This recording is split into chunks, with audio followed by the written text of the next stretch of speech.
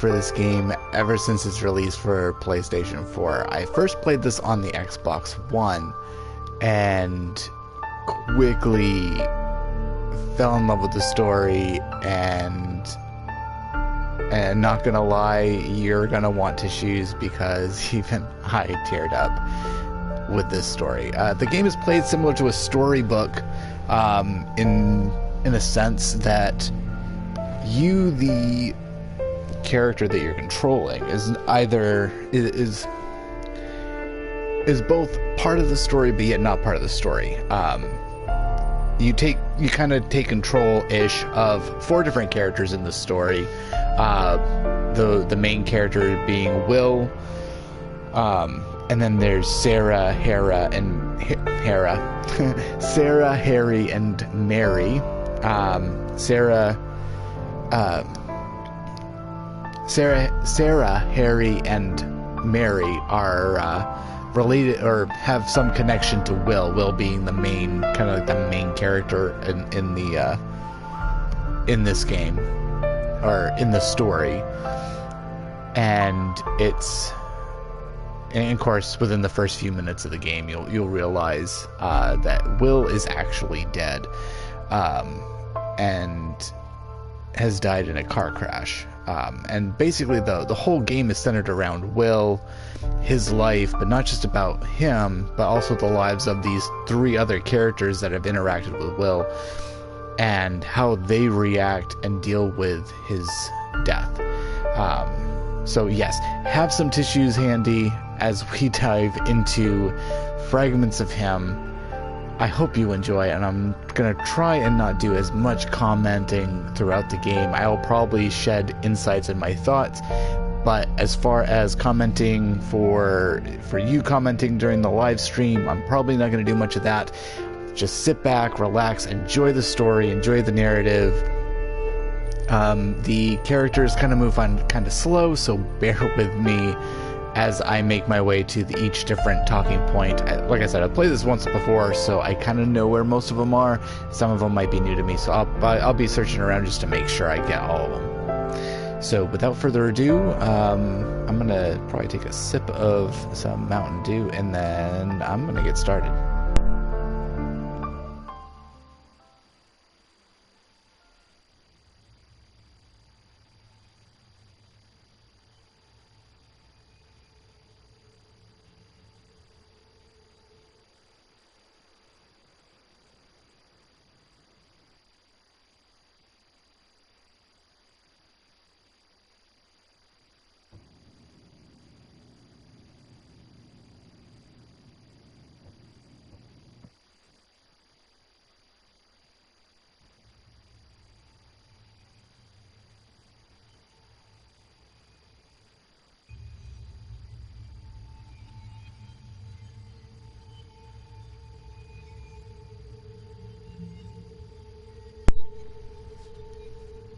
Alright, so opening segment is completely open.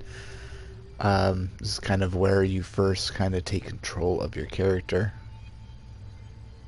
and kind of get a tutorial as to how things work. The X button is typically what you'll be using for selecting, looking around with the right thumbstick, moving around with the left thumbstick. Kind of similar controls for the Xbox as well, replacing the X with the A button.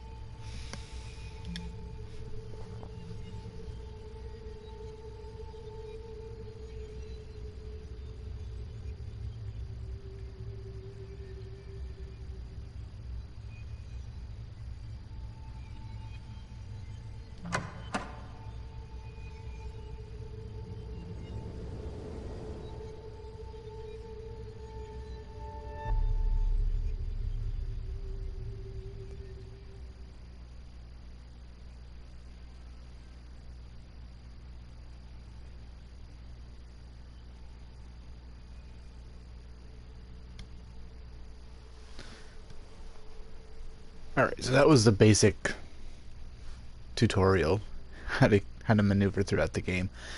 From here on out, I'll probably do the least amount of talking, probably having my mic on mute, and just enjoying the story.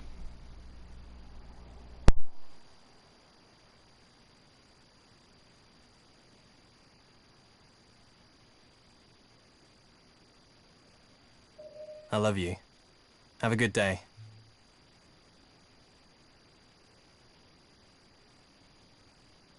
So many memories, and I've not taken the time to think about how much they mean to me. It's time for a change.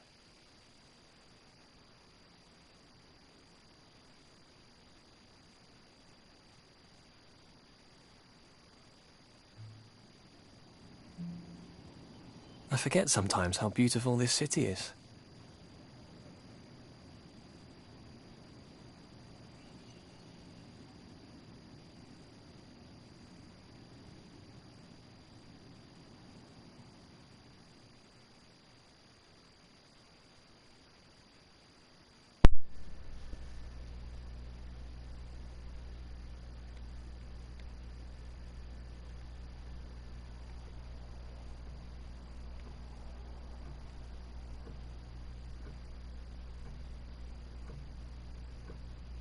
Random people in the hallways. And okay. I think this area is blocked off. Yep, hence why it's got the floating shards. So there's the elevator or the stairs. The little things matter. Take this elevator button. Someone made it look that way, and I never even thought about it once. Okay. So part of this, you can control how the story progresses, whether or not you take the elevator or the stairs. So there are some choices, so some replayability. I'm not sure. There are so many things I've never really looked at. Things that work perfectly, but I just ignore. So probably some replayability with the I get options of stuck in changing the patterns, story. doing the same thing every day.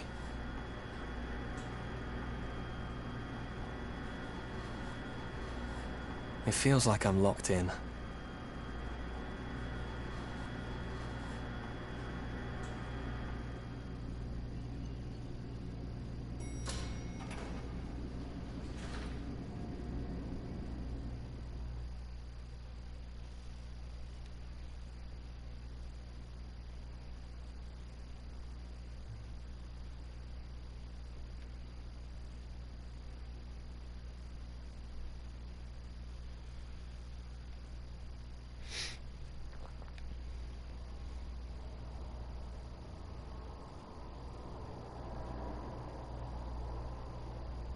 Yeah, I'm pretty sure there's nothing else but to talk to him. I'm going to take control.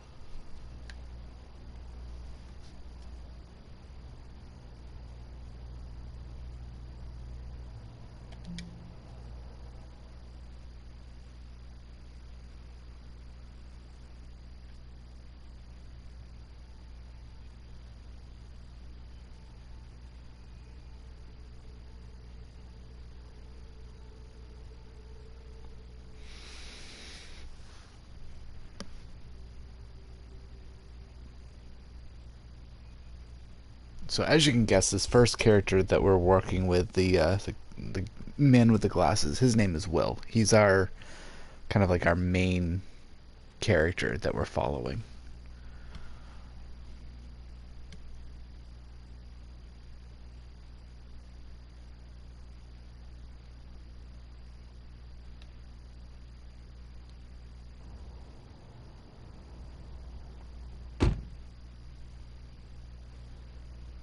I don't want to lose what we've got to by not paying attention to it.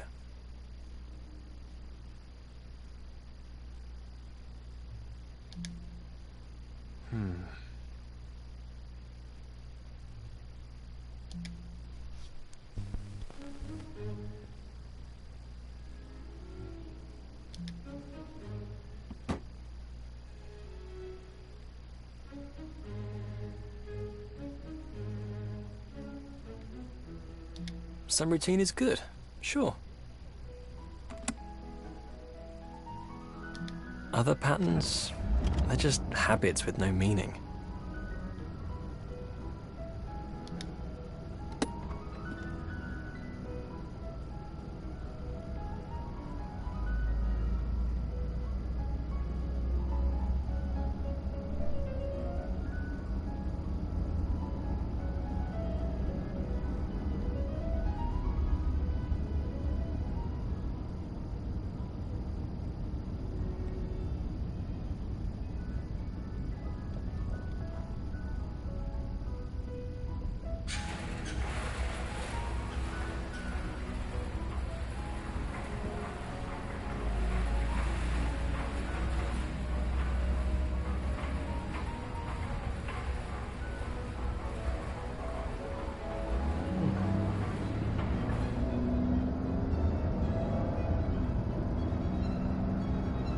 can't believe how lucky I've been, and I took it for granted.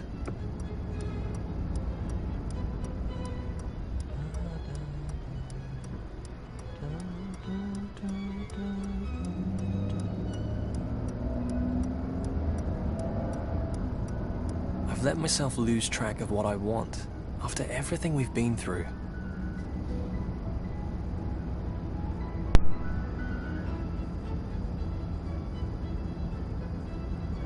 I don't want to lose him.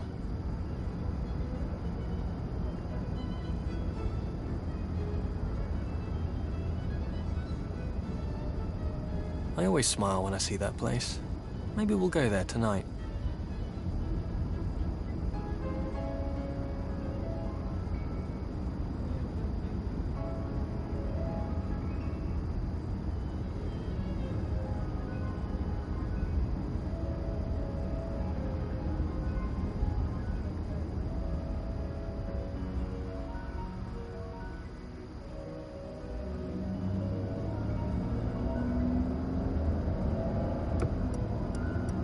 Maybe we'll go feed the ducks this weekend.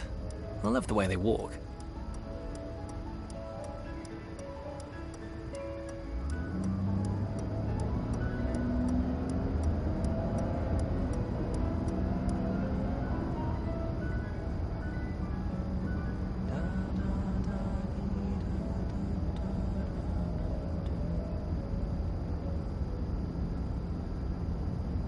I didn't expect it, but I feel happy I've made this choice.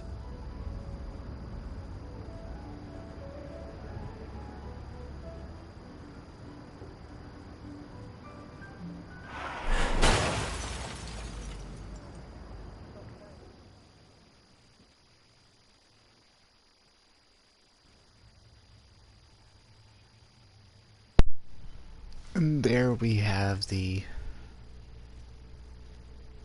not really very climactic, but very surprising end to Will when I first played the game.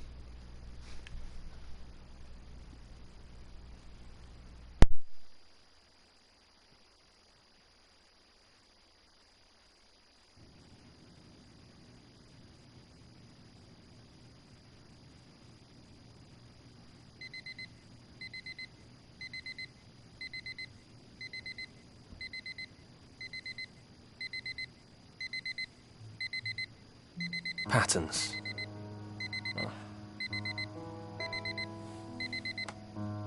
Every day that alarm goes off.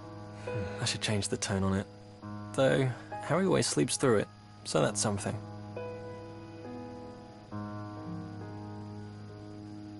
This isn't what I imagined or wanted. Drifting through one day after another. Together, but not aware. Something like that.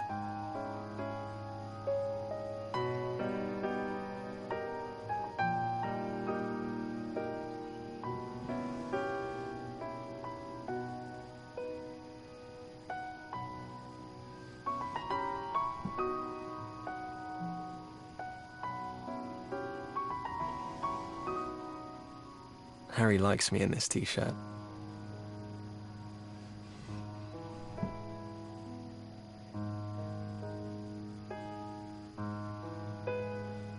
Great stories trapped in a moment. They're brilliant, but maybe I should add some new ones.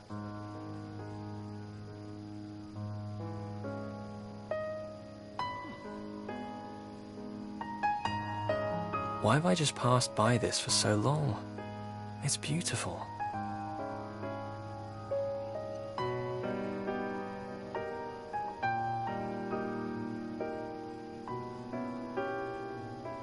These daily things, they're good, but weigh us down too. I've got to a good place in life, but I feel like I'm not taking it further.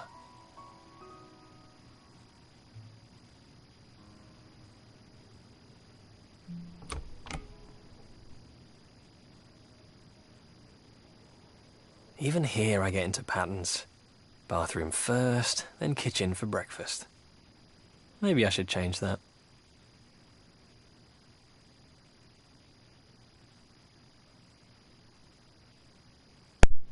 And so here you're offered another solution to, well, switch things up. Was that Either the first domino to fall, to change the future? Dun dun dun!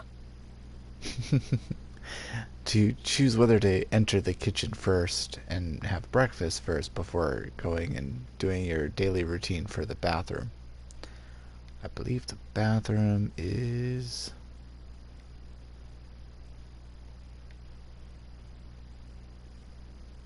I don't remember where the bathroom is.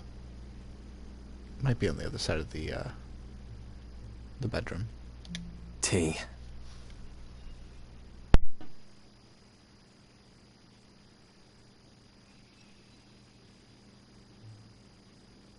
A man takes the lead, Grandma would tell me. I guess I need to step up to the line. I've got a great thing here.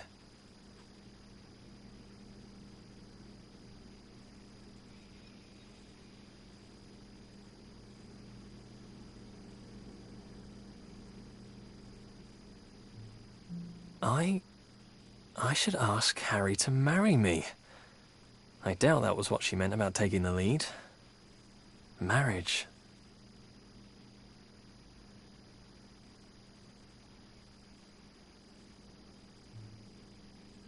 I think maybe Grandma would be okay with it these days.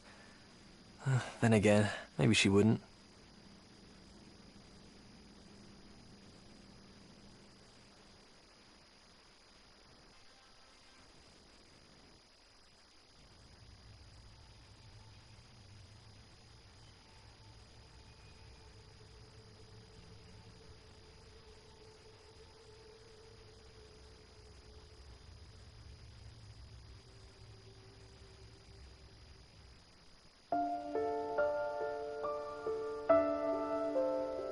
Of course, as Will's grandmother, I knew him since he was born. I visited him in hospital on that first day. I still remember the day that James, that's Will's father, handed my grandson to me. He was such a handsome boy from that first moment. Back in the 1980s, James was running 3 pubs in London. He was quite into that punk thing and looked a terrible state to me. I would babysit Will as often as I could to make sure he had someone normal in his life.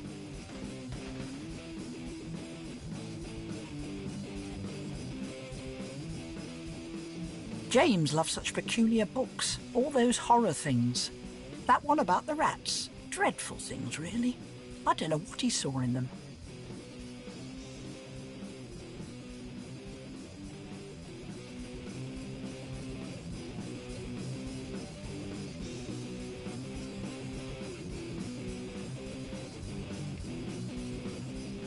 Sharon was an art teacher. She always had her nose in a magazine full of pictures. It's not the way to inspire a young man to a career, if you ask me.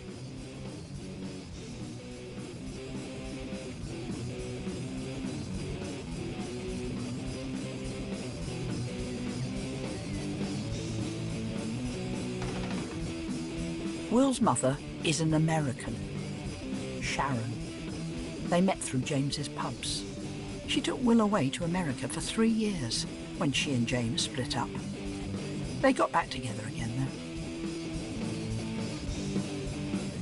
That plant was about all Will saw of the outside when he was young. He preferred to make up stories rather than play outdoors.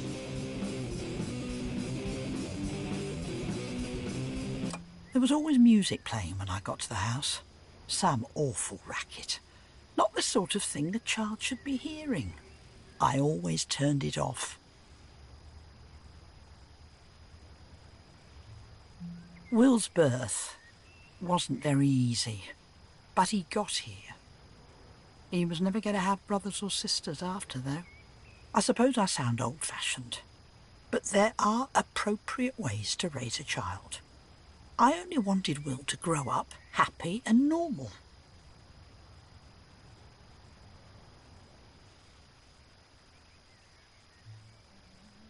I remember that evening.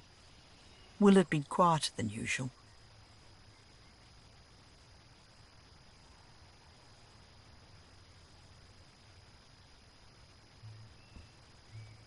He told me that he'd been in a fight.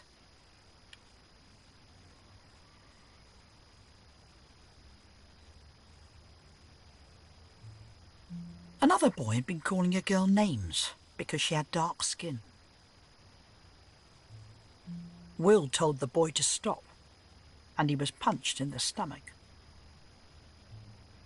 I asked him if he had cried, and he said yes. I told him that big boys don't cry. I remember him asking me then, what do big boys do when they're sad? When he was grown up, I told him he would be a good man. He would be able to stand up to others. I told him that he was right to try to stop the bully.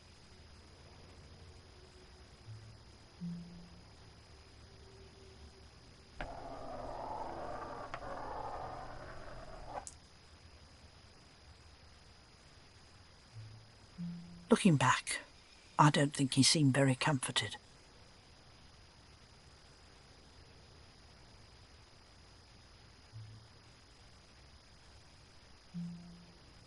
When he was going to bed, Will tripped on a toy.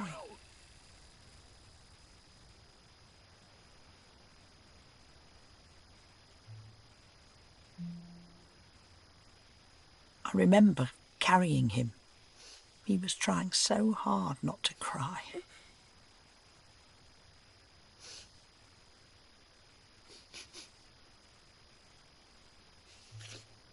He was so small in my arms. I've never forgotten that feeling.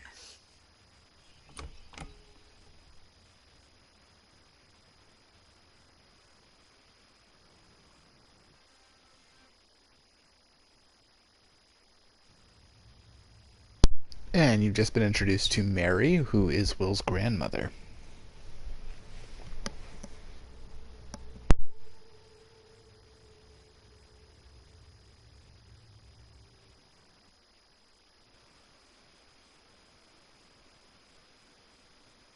It's most odd what sticks with you. A whole patchwork of memories making up our lives.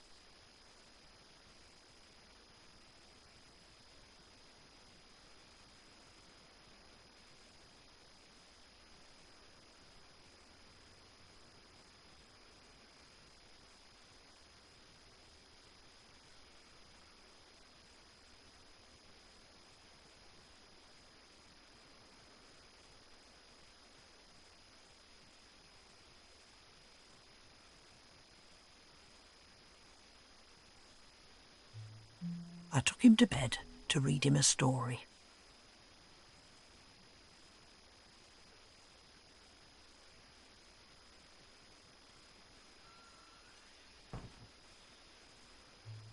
Sharon kept on buying him books of ghost stories. He always wanted me to read him those, but he never slept properly after, I think. He would never settle properly until I had checked the room for ghosts.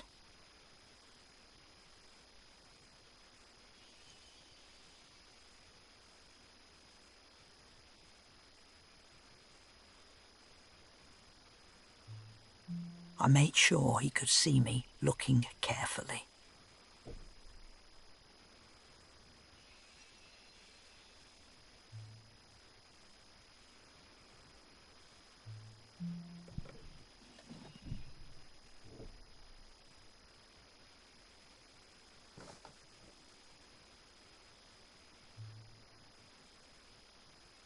I remember promising him, while I looked, that I would always protect him. I would always be there for him. I'm sure he thought I just meant about ghosts, but I meant it for everything. I always remember that feeling. I wonder if I knew his life wouldn't be easy.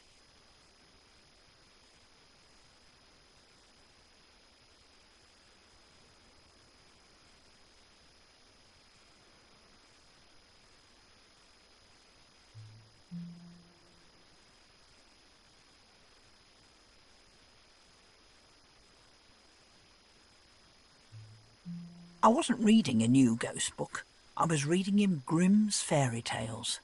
The old stories are much better than these new ones. It was a strange story that night, called The Ungrateful Son. I think it went something like this. Once upon a time, a man and his wife were eating a roast chicken for dinner. When the man saw his father, who was very old, walking up the road towards them, the man didn't want to share, and so he hid the chicken out of sight. The man's father arrived, bid them good day, and continued on his way.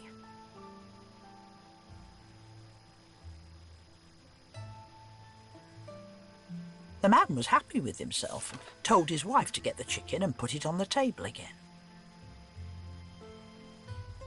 But the chicken had transformed into a giant toad, which leapt onto the face of the man. The toad would never leave, and when his wife wanted to help, she was so afraid of it that she dared not go near.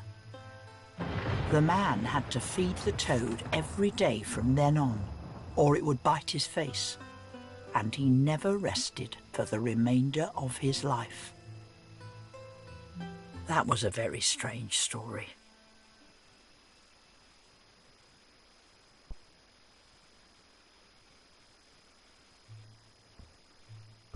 Will was asleep before I finished it, which was probably a good thing.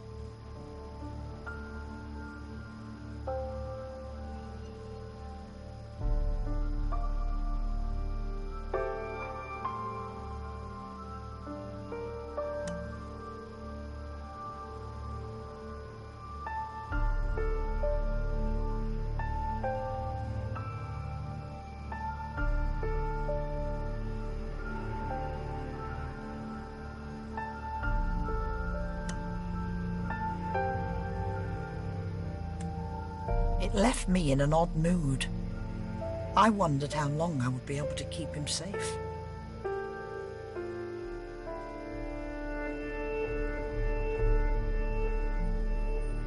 The world is so unpredictable.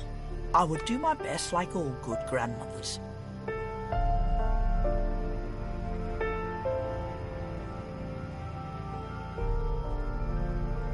I could still see him sleeping there now, like it was only yesterday.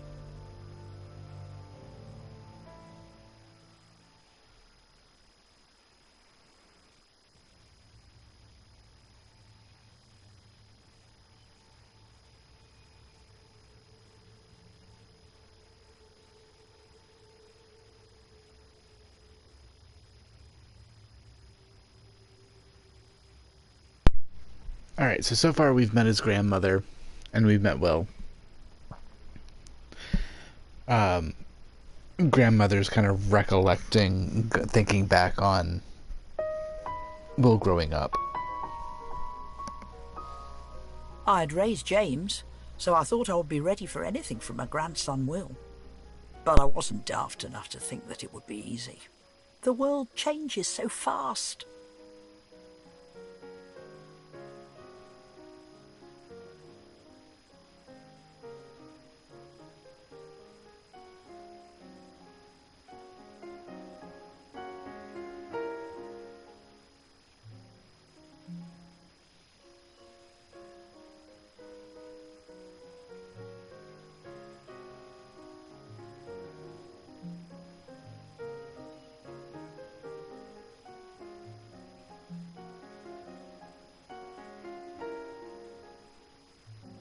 I remember the family visiting me when Will was a teenager.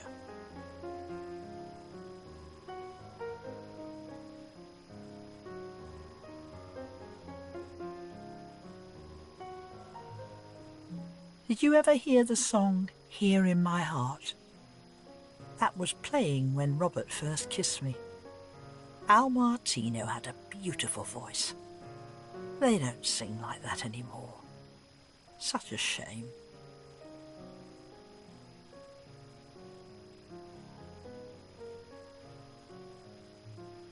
My husband Robert was a writer. Sadly, he died before Will really knew him. He could have gone far if he'd applied himself a bit more. I started a small collection of glass animals many years ago. I would buy a new one whenever I went to Brighton. It's good to get out of the house, enjoy the fresh sea air. I went to visit family in New Zealand after James left home. It was a very long trip. I could only make it once. It's such a shame to be so distant from family. It was only a matter of time back then before Diana divorced Charles. She'd done that interview, and we all knew it was coming.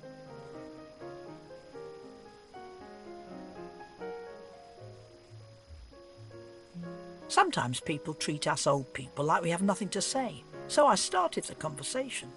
I see that Diana is in the news again. It seems like she's never out of it these days.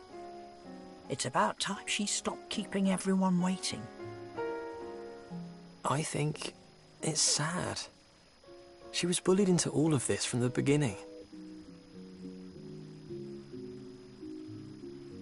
I could have handled the rest of the conversation better.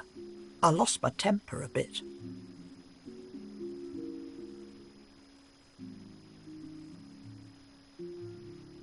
James took Will's side on it all. He always would be difficult in those kinds of things. Sharon sat there, not saying anything, which was worse than her joining in, but I could imagine her American take on the whole thing. I wish I'd never even started the conversation. They didn't want to hear my opinion. "Excuse me, I'm going to make some tea," I said. No one offered to help.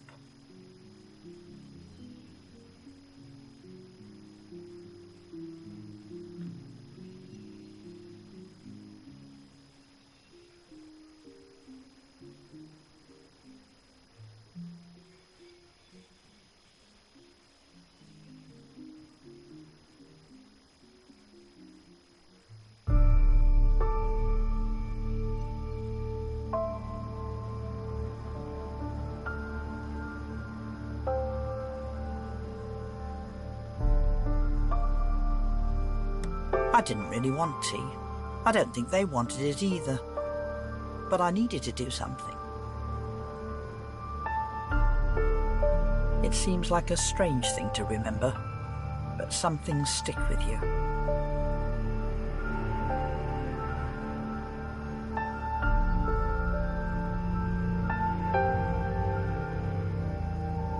If you go against society, you always end up in trouble.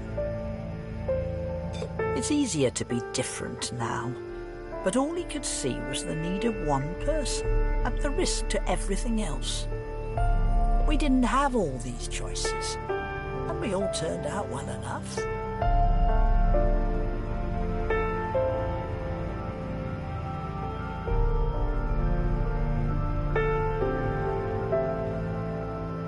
I was worried about him, getting all these views. It could get him into trouble. James and Sharon were both adults, but Will, I was scared for Will. I didn't want him to stand out and end up worse off.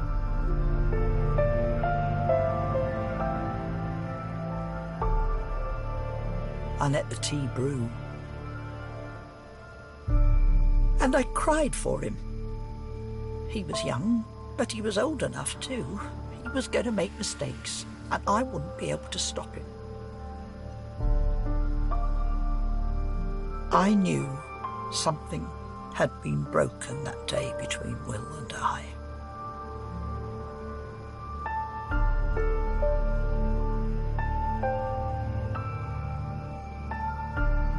I took a deep breath and pulled myself together. It's not the done thing to let others see you get upset.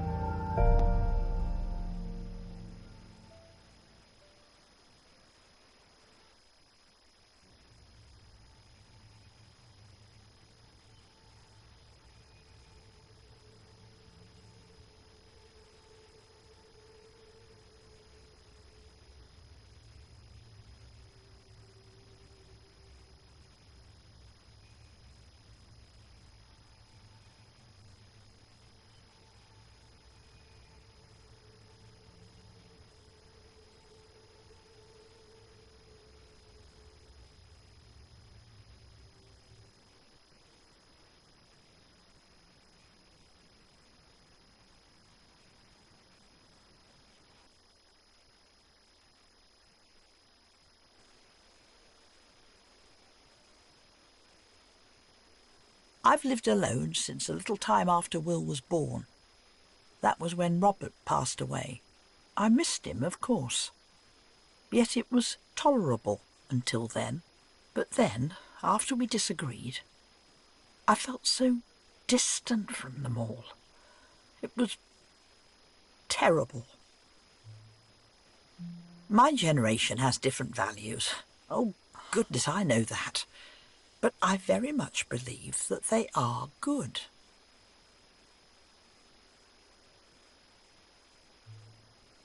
I wasn't prepared to accept that Will wasn't going to talk to me anymore.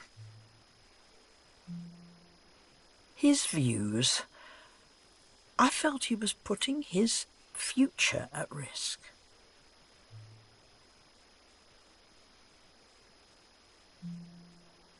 All these free ideas about people choosing their own way to live, he would understand later. But how much later?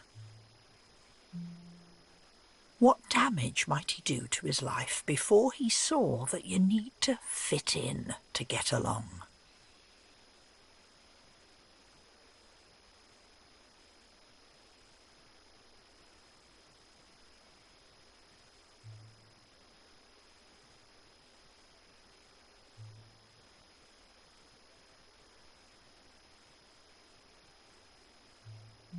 Doing Christmas by yourself takes a lot of work, but I like to keep busy.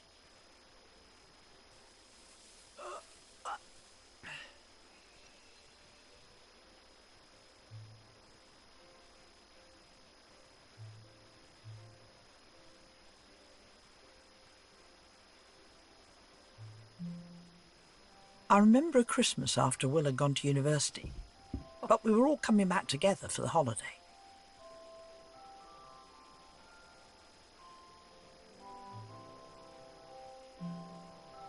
It's important to keep in touch with your friends. We didn't have the internet back then. I wish people still wrote letters.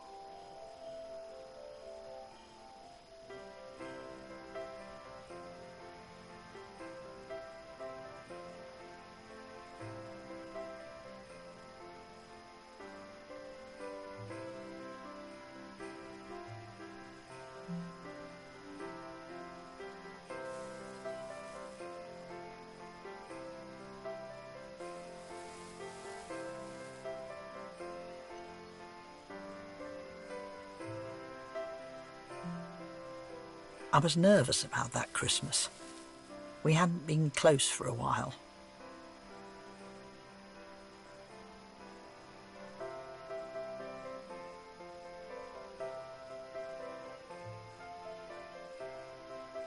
I'd been told that Will was going to bring a girlfriend, Sarah. It was important to make a good impression.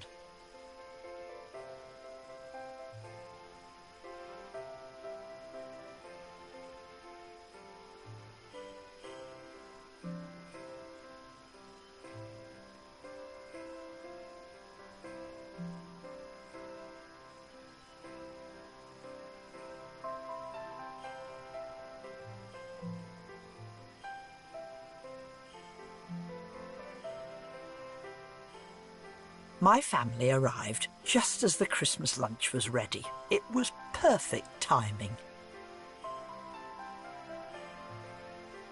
Did I tell you that Sharon and James split up for 3 years once? Will spent the time in America with her family. It was hard for me not seeing him. He was 10 and, like most boys, he wasn't interested in writing many letters. James is like my husband Robert. Kind at heart, but I wish he would apply himself. Sarah seemed a little shy, but she was lovely. She told us about her university courses and was thoroughly charming. Will and I hadn't spoken for months. I didn't know if he understood that when we disagreed, it was only because I cared so much about him. Will was a perfect gentleman.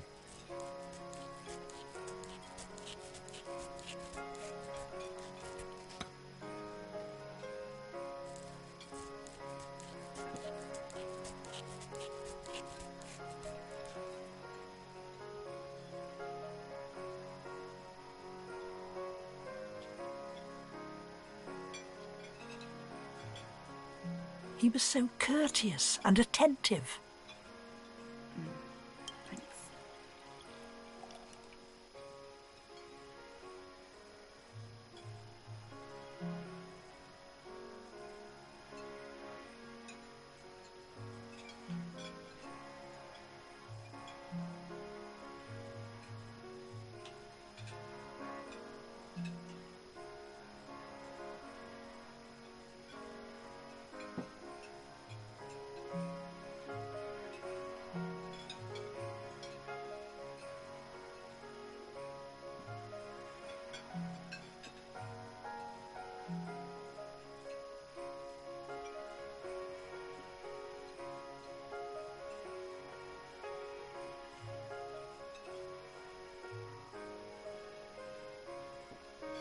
I felt so proud of Will. He was becoming the man I had hoped he would be. Sarah seemed like such a lovely match for him. He would have a happy, normal life. But that was the last time I saw her.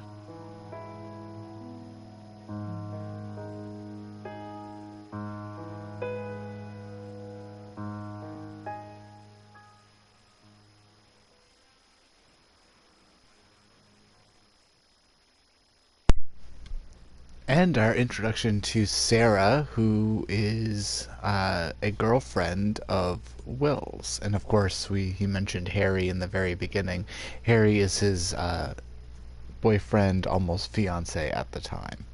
So now that you have an understanding of who the different characters are, the four main characters, Will, Mary, his grandmother, Sarah, his ex-girlfriend, and Harry, his current. The next summer, I went to visit Will at university. I always like to arrive on time. It's just polite. So I had left plenty of time for the drive down to see him.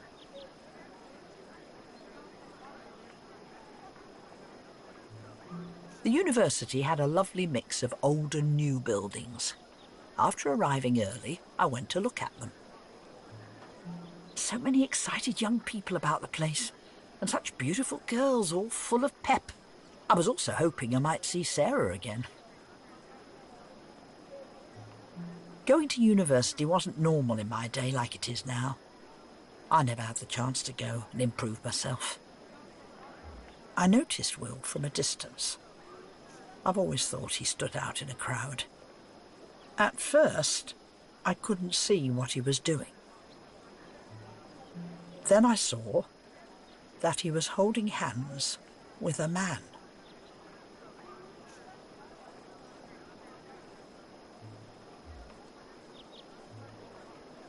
And then they kissed right there, out in the open.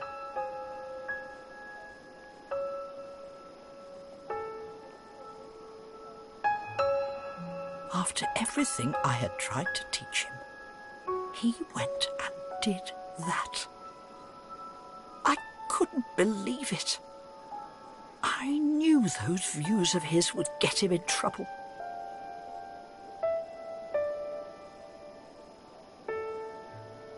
I left right away.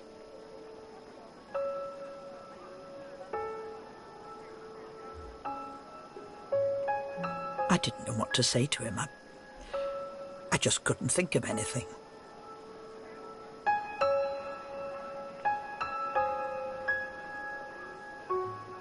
Will hadn't seen me.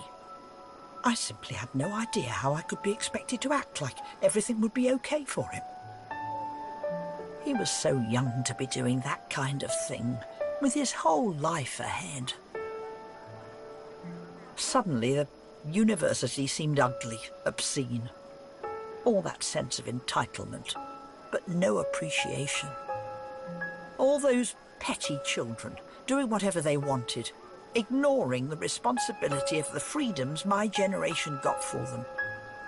I wanted to be civil, but I was so angry with him, with them all. He was putting himself in danger. That sort of thing. It all just feels wrong to me. Sorry, but that's just the way I feel about this.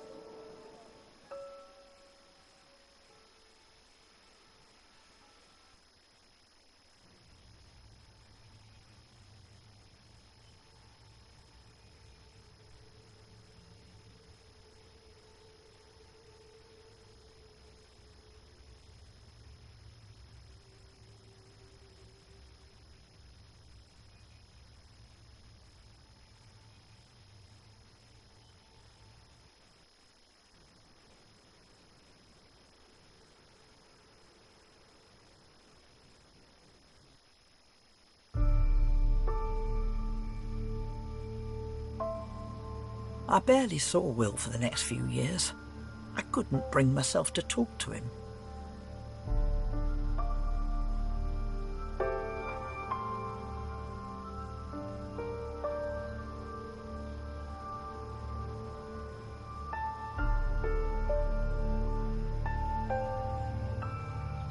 It was silly of me, I suppose.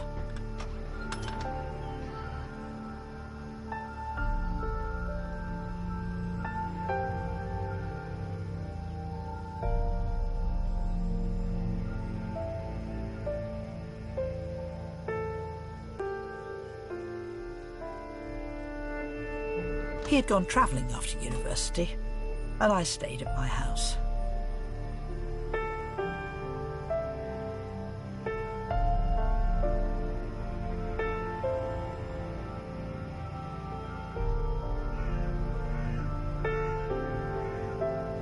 It's hard not to live in the past sometimes, when you have so much time to yourself. I wish my husband Robert had had more of a chance to know Will.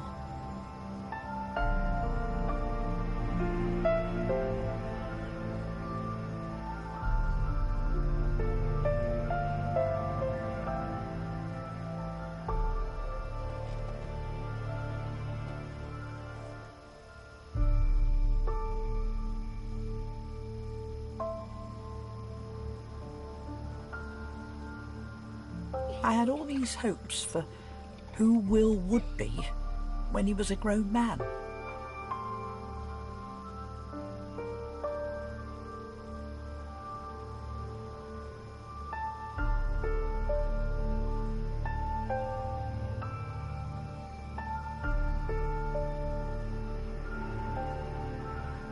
He probably never really understood how much I loved him when he was growing up. He was such a happy, playful boy. And then he changed.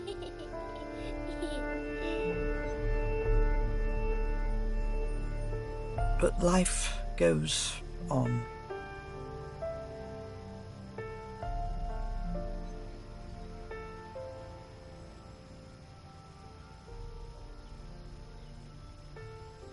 I was working in the garden.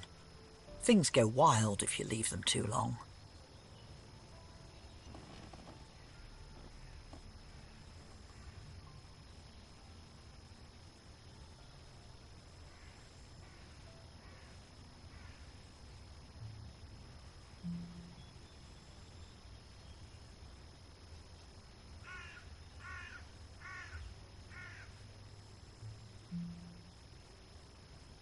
Oh.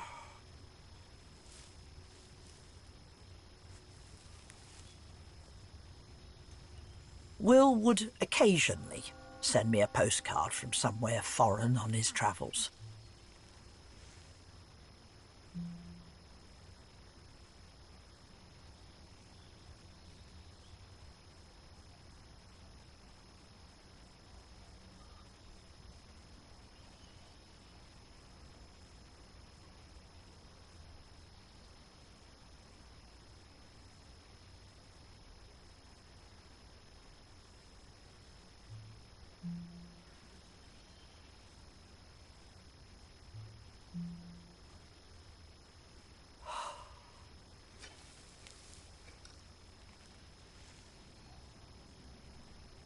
He wasn't in travel journalism back then. Even though I was angry, I still worried about him.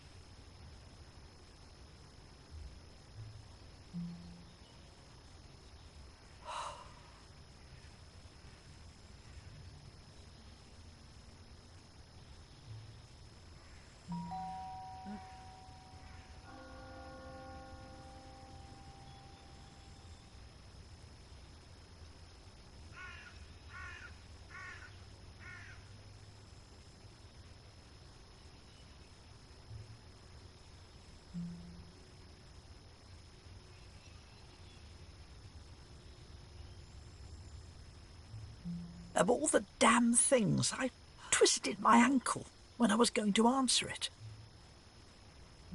I lay there feeling like a complete idiot.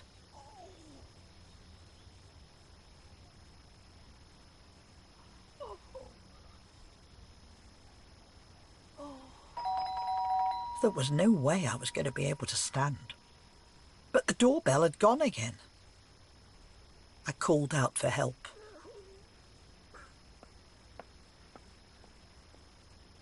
I heard footsteps around the side of the house.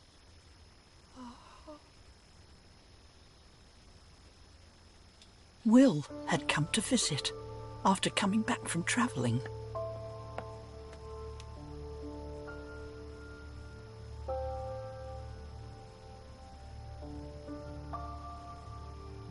After all I had done, after all I hadn't done, he was the one reaching out to me. He was the one who made the effort. It's okay. He looked after me anyway. I saw, inside the man he was, the same kind boy that I knew. I don't claim that I'll ever fully be able to approve of some things. Let's get you inside. But I had missed something. Distracted by just one part of him. I missed that he was the kind, strong, loving man I had always wanted him to be. The best sort of man. He was even kind to a fool like me.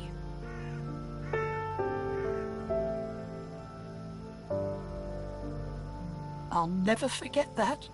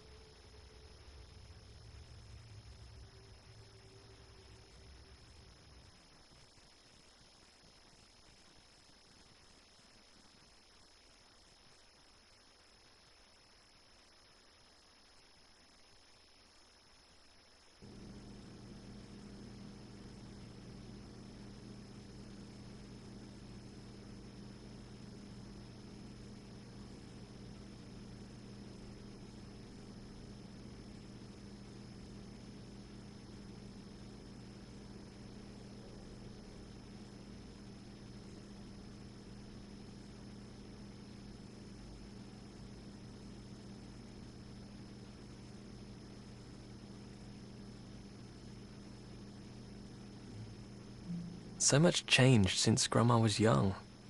She loves me and knows that I love Harry. I think she is starting to get that, but it's a leap for her.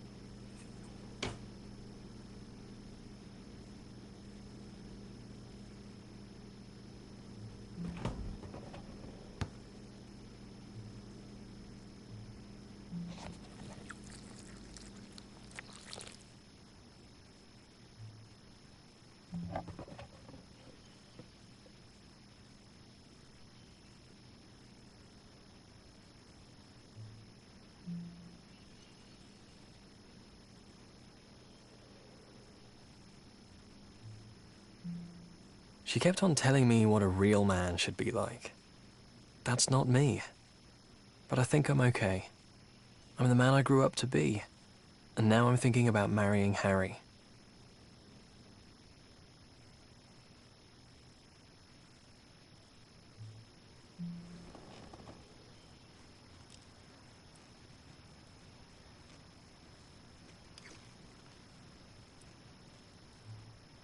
But Harry just wants this normal life. These patterns.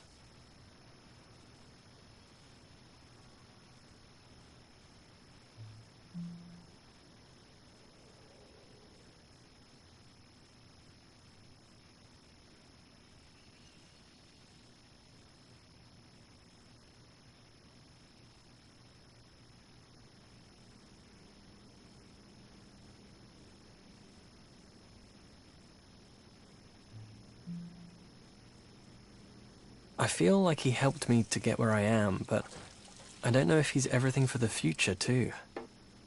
How do people usually decide this stuff?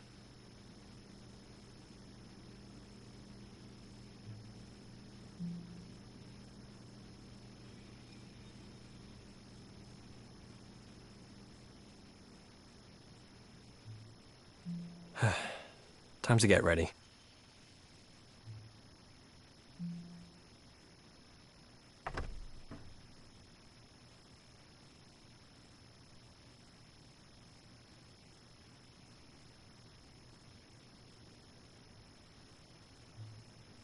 Love isn't unique.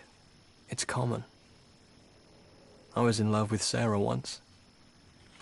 But that changed in the end. I'm going through the motions, but not going anywhere. Marriage won't solve that. I need to fix myself, not suck Harry into this.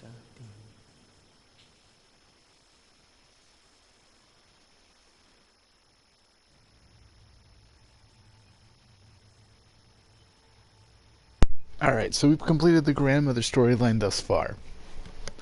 In her recollections and thinking back on Will and everything she wanted him to be. She wanted what's best for him, not too used to the alternative lifestyle that he My was. first day at university. My parents drove me in a car stuffed full of everything I owned. I'd been a bit nervous all day, but I felt full-on terrified when we got to the student village. So yeah, his grandmother wasn't entirely fond of his lifestyle that he was. I'm not sure really how to finish that sentence, but wasn't very comfortable with him being either gay or bisexual. So now we're introduced to Sarah, his ex-girlfriend, and this is her section of the story. I've no idea how well I did at pretending to look confident. If anyone else noticed, they didn't say. They were probably doing it too. Paul is my mum's boyfriend. He liked Will. My biological dad probably wouldn't have. It seemed like I had an enormous amount of stuff.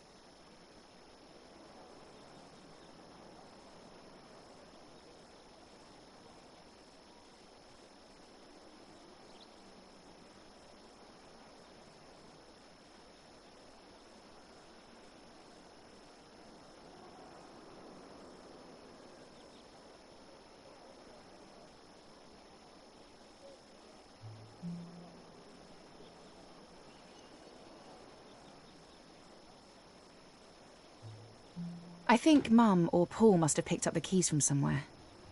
Weird that I don't remember how we got them now. I went up first.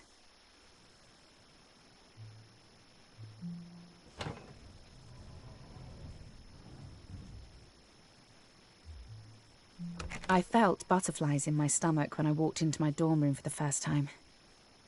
I was really nervous, and I didn't think about how Mum and Paul felt leaving me there. It was scary for me, but must have been... I don't know. I suppose I'll understand someday what it's like to say goodbye to your child. When they left that day, they would be going home to an empty house, you know?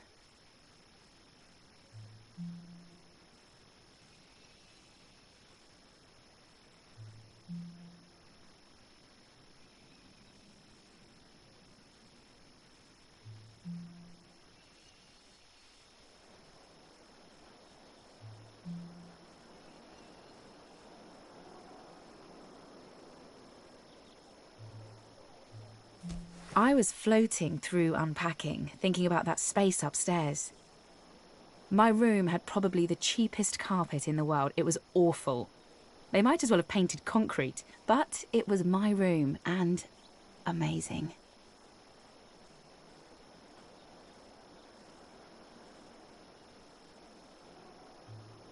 Do you remember the first time you had a place to yourself? To be able to lock the door and really tell everyone to stay away, or to ask someone in? I think we all must feel the same.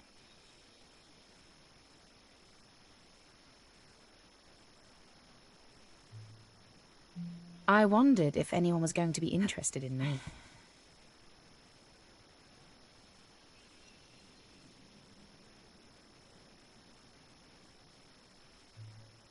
I think everyone felt like they weren't good enough, like the others all had some secret that made them confident and sexy. It's not like I felt awful about myself, just like I was really average. Smartish, pretty, but pretty bland. I was trying hard to be more. Not only in the background of every scene. I didn't see that we all were pretending, really. It wasn't like the heavens opened and shone down a ray of sunlight onto his face when I first saw him. He looked really cute, though. Sexy, I think. Actually, cute's the right word. I didn't really think about sexy back then, I guess.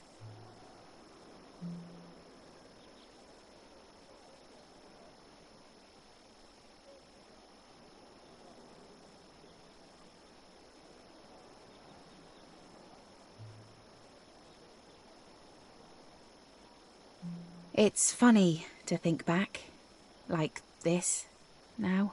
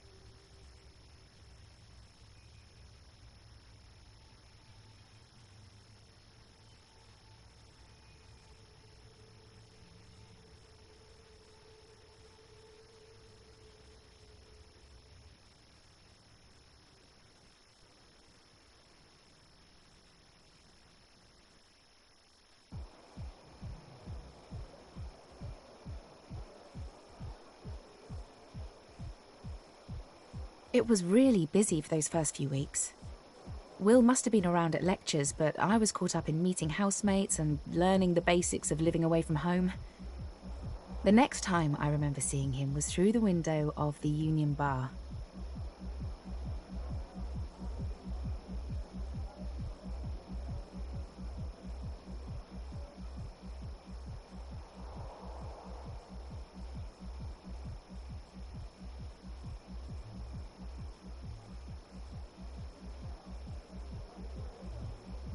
I recognized him then from the first day, and I remembered liking how he'd look back at me then.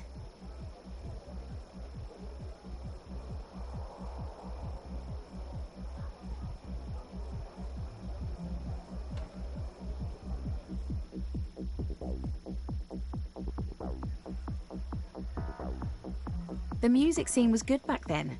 Blur, Pulp, Elastica, Thingy, Suede. All those bands were great. Not that the Union played them much. It was more dancey in there. As much as it was tacky in there, I miss it too. It was crowded, hard to talk, and the floor was sticky from spilled alcopops, but it was fun.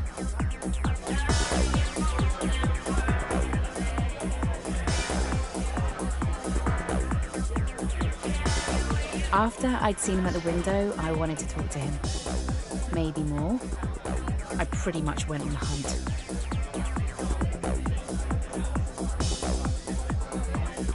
It's not easy to find someone when you're not so tall and the lights are low. Spotting Will in the crowd was hard.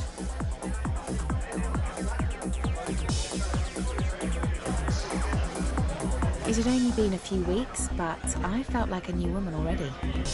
Or I was on my way, at least.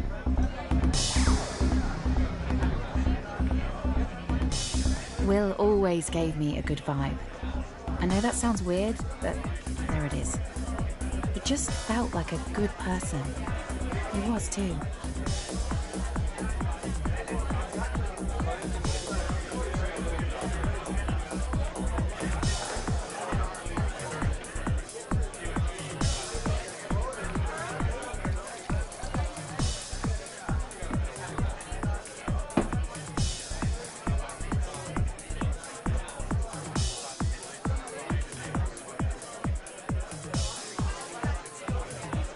Considering it was the first thing I ever said to him, it's funny that I have no idea what the conversation was about that I butted into. I don't think there was any doubt about my intentions. We had a few drinks and I remember pulling him outside.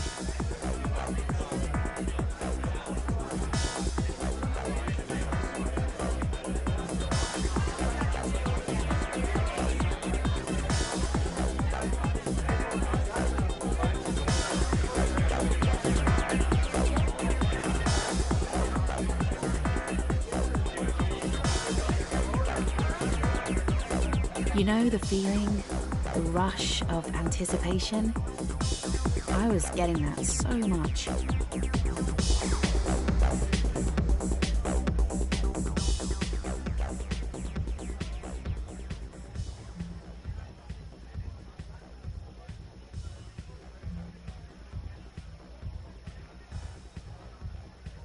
The cold night air hit me and I felt a little dizzy.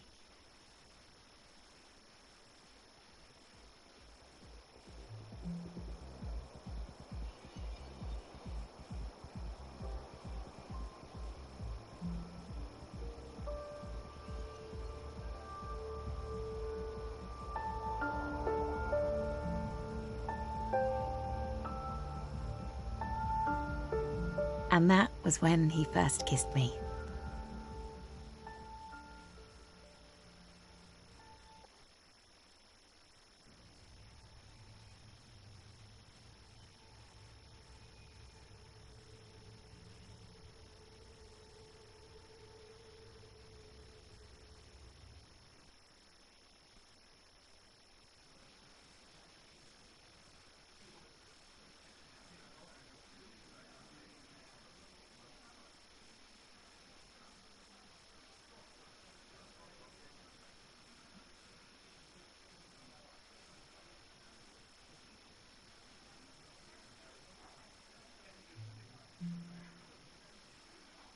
We went to the cinema for our first proper date.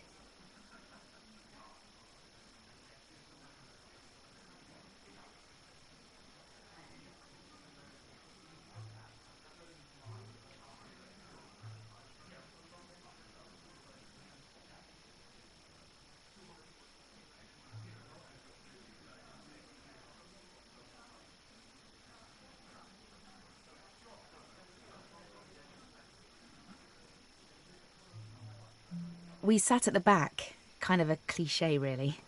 There's that pressure for back row liaisons, you know?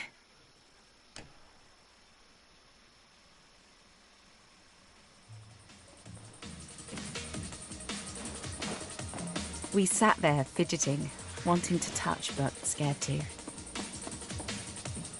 When I went to hold his hand, he moved his away. But I think that was by accident.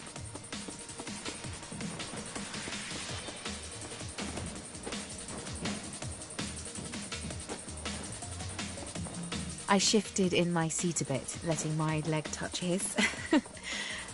I was so smooth. I kept on trying to look at him from the side to see if he was looking at me.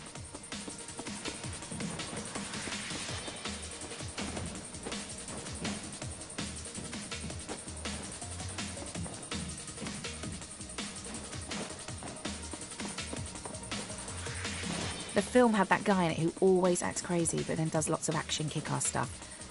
We weren't really paying attention, I think.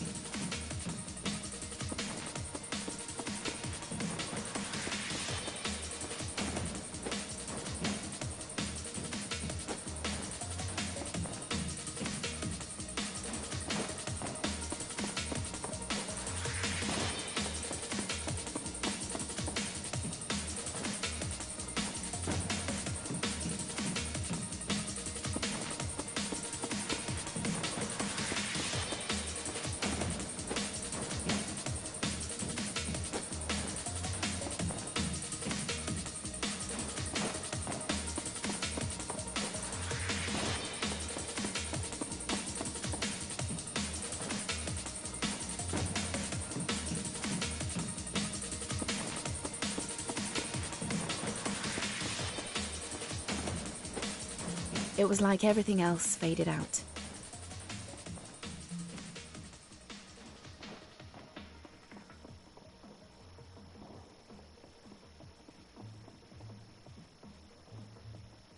I plucked up the courage and put my hand on his leg, and he gave me one of his lovely, shy smiles.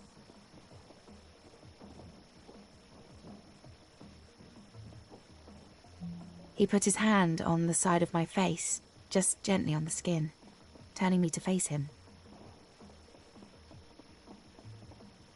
He closed his eyes and kissed me, placing his lips softly onto mine. We locked our fingers together and watched the rest of the film. We didn't let go until ages after we left the cinema. As we were going, though, I had this weird, prescient feeling. I could feel I was falling in love fast for the first time, but it was so strong, it would end. Will always gave the impression of confidence, like he always had a grand plan. I wish I knew if he saw that end coming too, like I felt it was. I don't know if that would have made how it went any easier.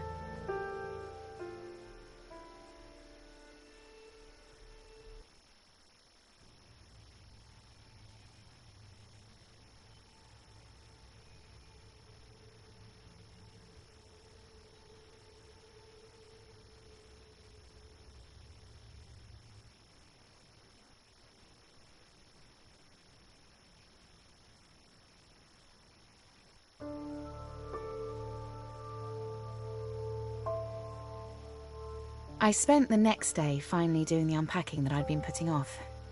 I'd done my clothes and the essentials, but there were other bits to be done.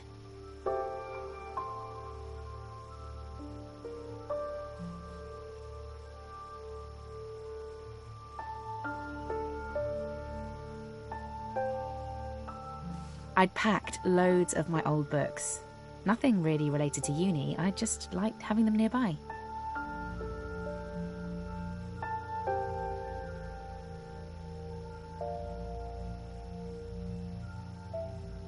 Will was going to come over later that week, so I unpacked the candles my mum had given me.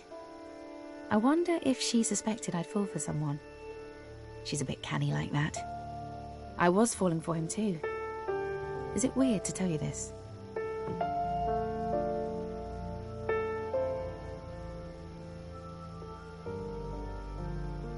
I hung up a tasseled cloth scarf that was my mum's. She's a bit of a hippie.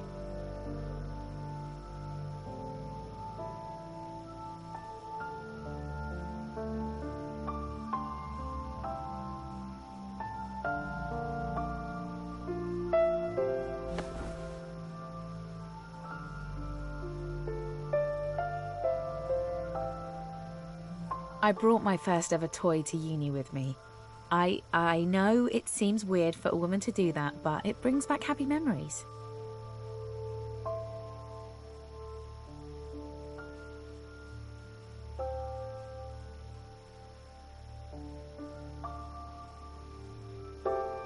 I've still got that bunny on a shelf in my room.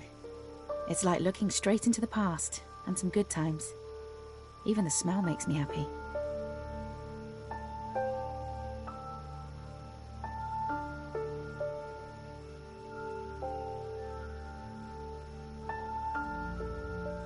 I kept on changing my mind.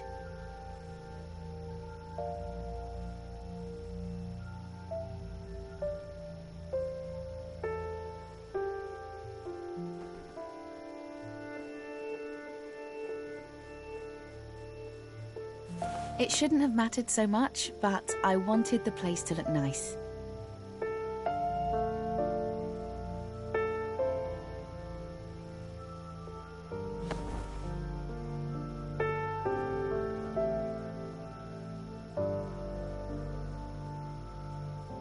I must have spent ages just shifting stuff around.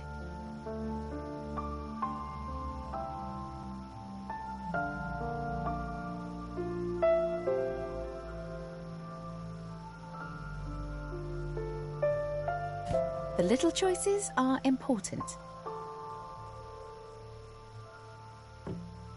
I guess it didn't make any difference really, but I was happy when I was sure I'd got it right. I wanted to feel comfortable when Will came over. Will and I, it felt like a Romeo and Juliet kind of thing, and just as likely to burn us both as to make us happy. But what a lovely way to burn.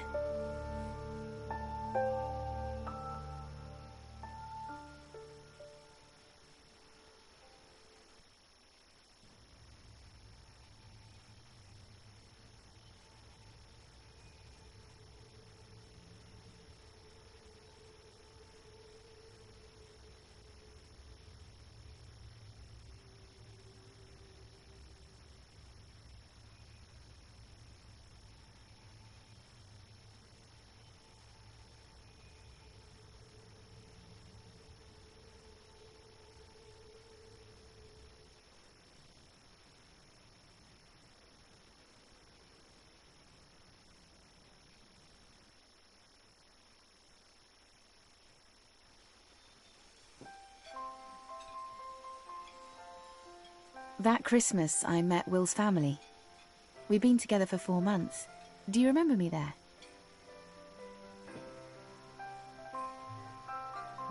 I was so worried I was going to say something and embarrass myself. I was much more shy back then, and I was really in love with Will, and I wanted to make sure I didn't mess anything up. We were still at that stage where you constantly want to touch the other person. I love that. But I didn't reach out with his family all there. I got nice shivers when he touched me as he poured my wine. Thanks.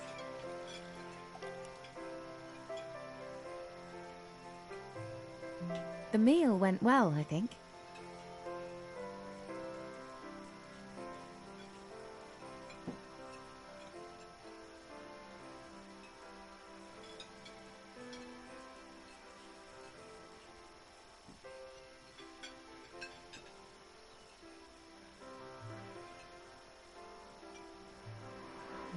I think I looked a bit too grungy for the occasion. I felt really self-conscious. I loved him so much, but that feeling I had wouldn't go away, that it was all going to end. That Christmas Day, though, I felt like we had a chance.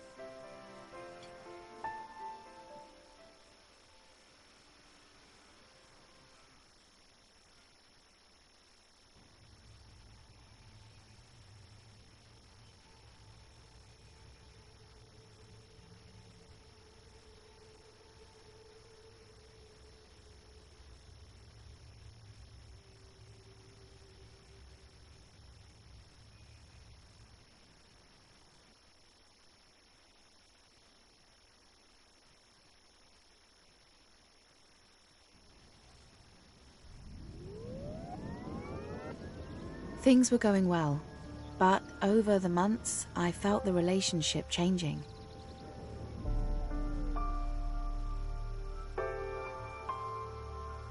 We would listen to music as we fell asleep. Most of my music was on CD, but I also had a tape recording I'd made of a Billie Holiday record, scratches and all.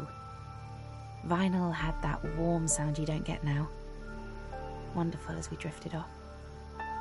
Then the tape mechanism would click at the end and wake me up. We listened to a lot of Portishead. Even now when I listen to them, I remember being back in that room, in his arms.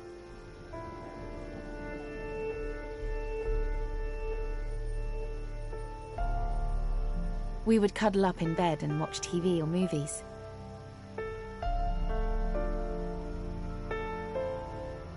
Coronation Street had a transgender character. It wasn't something I'd thought much about before. Being straight, I'd never thought much about my sexuality. I never felt that I needed to. I was me. Will was just himself too, and I just kind of accepted that.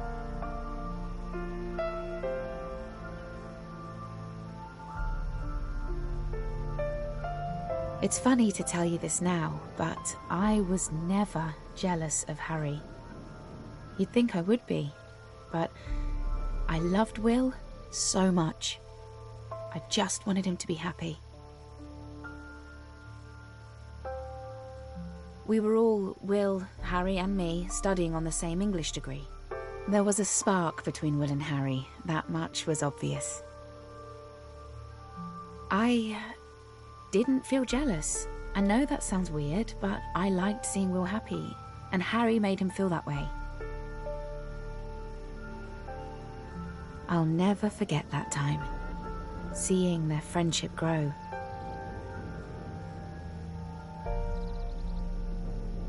As the months went by, we went out less. We would go out to meet up with Harry and a couple of other friends, but it was mostly just Will and me. Those memories will always be a warm place for me. I could feel the end of it all shaping up, but we had good times anyway. Though sometimes lonely, in a weird way.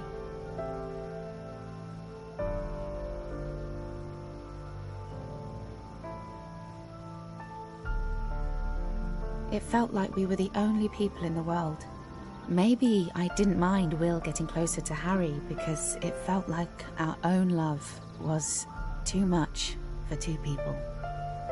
It might seem odd to you, but it was my suggestion. I told Will to ask out Harry. I loved him. I knew it would make us all happy for Will to have Harry in his life. It was something he needed to do. I feel lucky. How many times in your life will you be sure you've helped a person find their true love? Though it was rough. For a long time, I wished that true love had been me.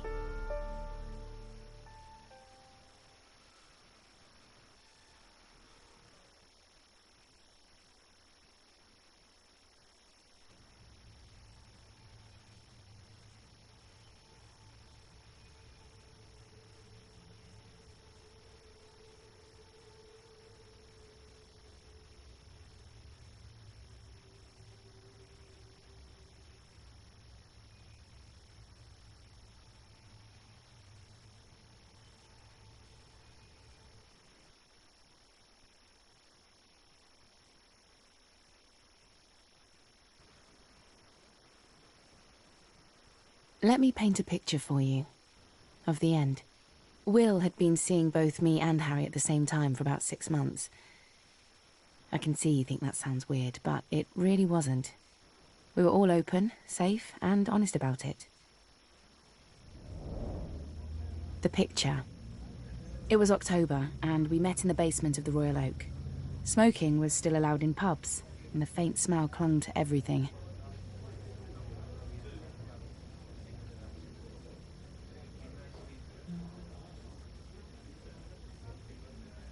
The seats were covered with tapestry fabric that was worn and faded.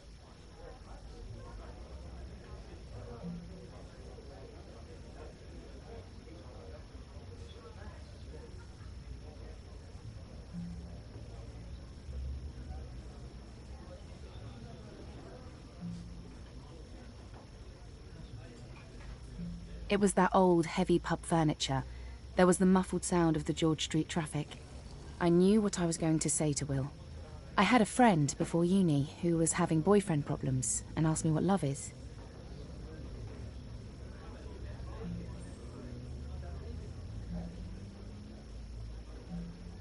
I told her that love was being able to tell a person that you never wanted to see them again.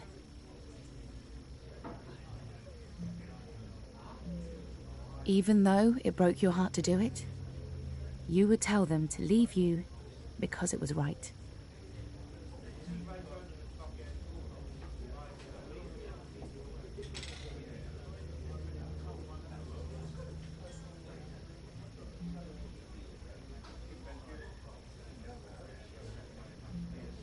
I was quite happy with that answer.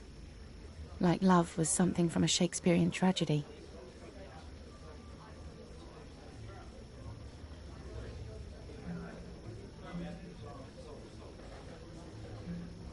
I hadn't been in love when I said it.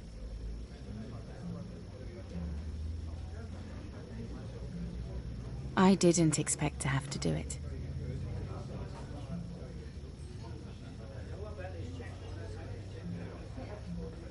I didn't expect to be right.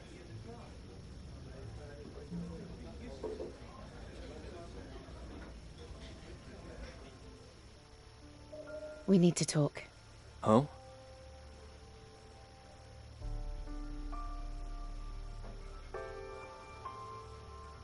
This needs to change. You mean us? I feel like I'm getting in your way. You're not. This is good.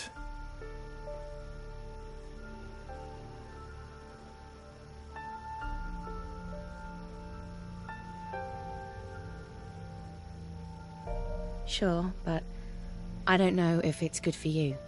I'd like to be the one making that choice.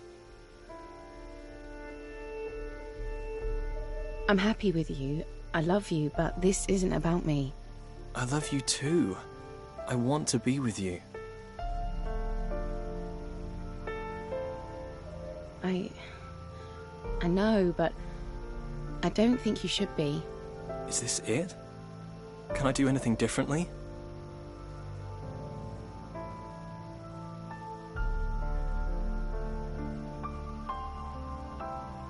No, you've not done anything wrong.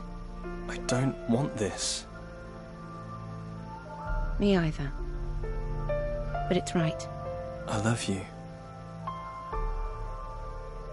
I love you too. I was so in love.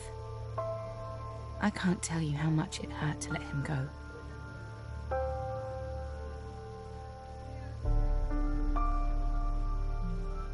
I never forgot him.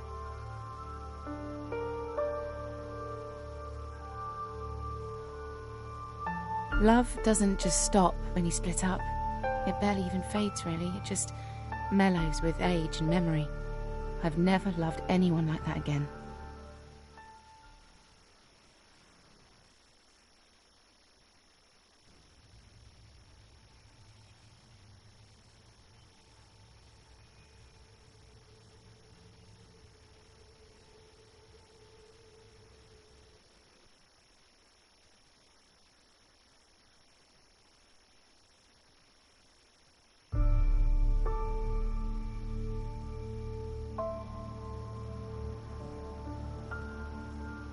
It took me 2 years to get over Will. I could see him falling in love with Harry. Soft and deep love, not like the fire we had. It was beautiful. I didn't really consider that we could all have kept on dating together. You know, it might have worked for a while, but that wasn't what we did. It's just the past. I don't know if what I felt was a proper depression, but it was definitely a really bad time for me. I just worked really hard all of the time and got a great degree grade from it, so that was something good for me from it all. I never really forgot that feeling of love for Will, but eventually I dated again and fell in love again.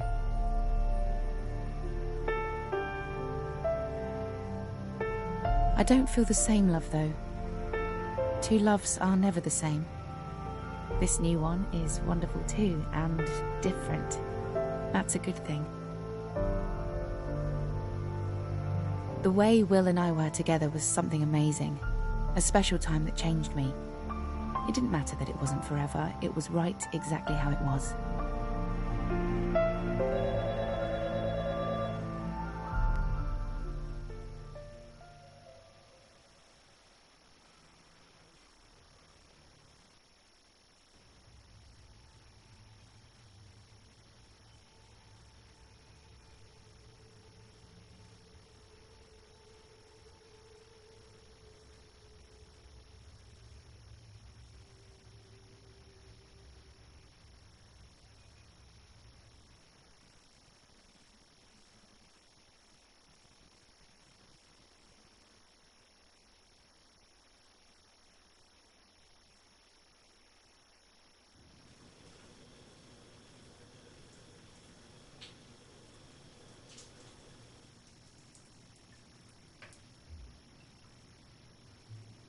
I didn't stop loving Sarah. I haven't stopped. Though it's different now. We still meet and catch up. There was a reason we dated. She's wonderful. We both moved on okay. In the end.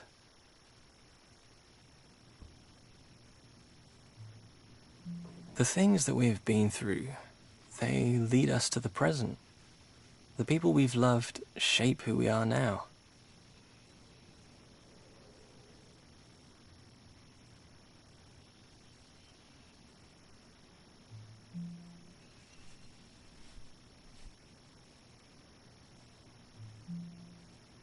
Sarah means so much to me. She moved on years ago, but the way she changed me, opened me up, gave meaning to the choices in my life.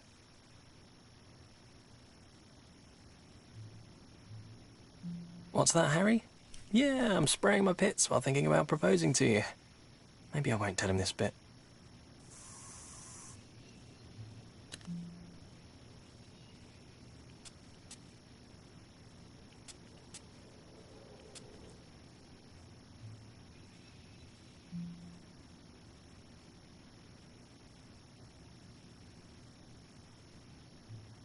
It's easy to lose track of the big picture.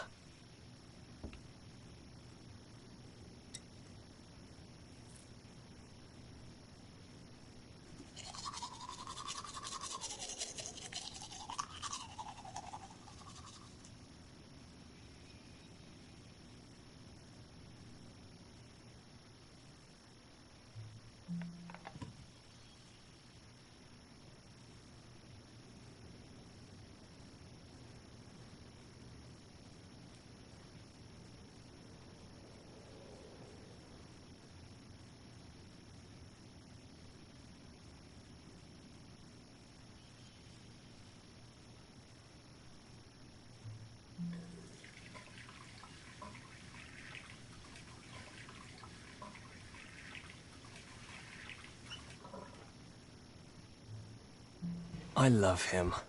I'm being stupid, wanting action and adventure every day. I've got enough of that, and love right here. Or, I wonder if he would like more than only marriage. We could start a family. Kids. Wow. That could be good, actually. Maybe I'll leave that conversation to another day, eh? One thing at a time. Shit. What if I propose and he says no?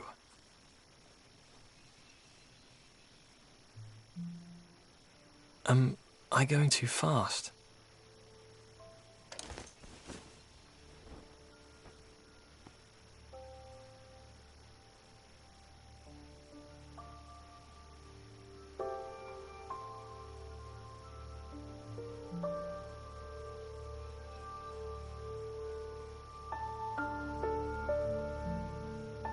A family together. I think I'd like that.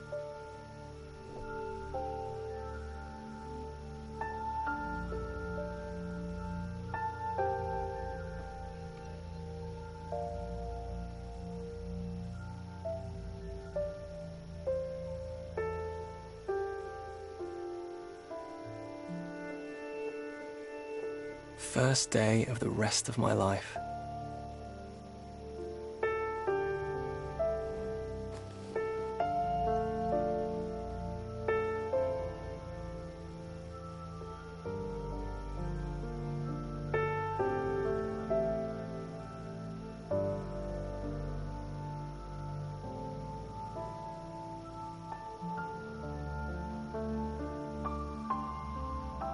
I'll need these.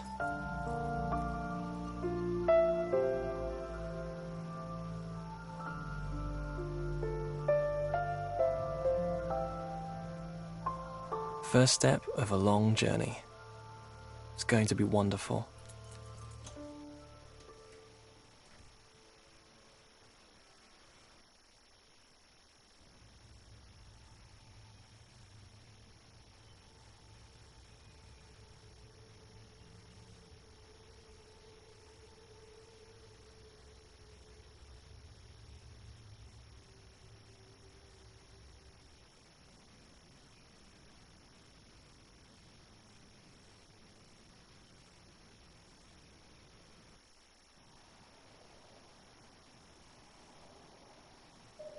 I love you. Have a good day. So many memories, and I've not taken the time to think about how much they mean to me. It's time for a change.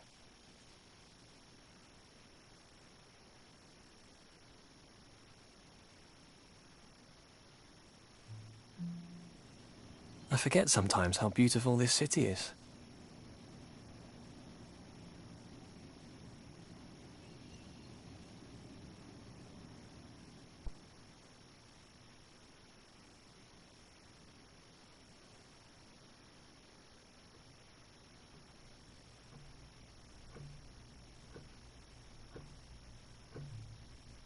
The little things matter. Take this elevator button. Someone made it look that way, and I never even thought about it once.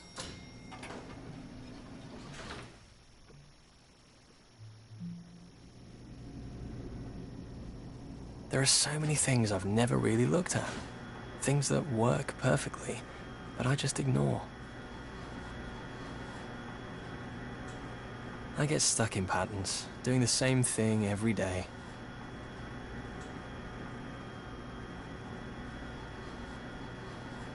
It feels like I'm locked in.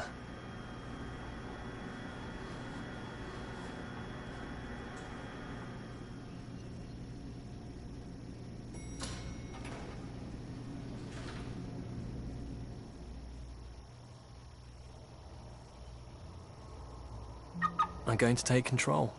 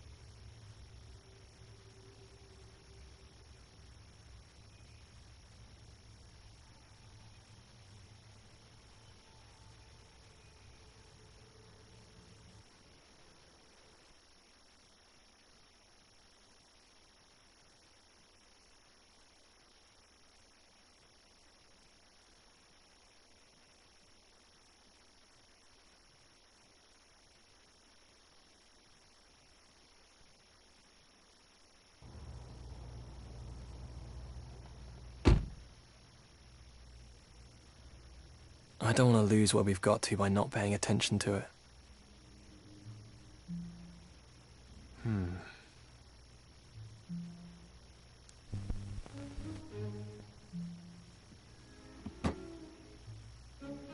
Some routine is good, sure. Other patterns, they're just habits with no meaning.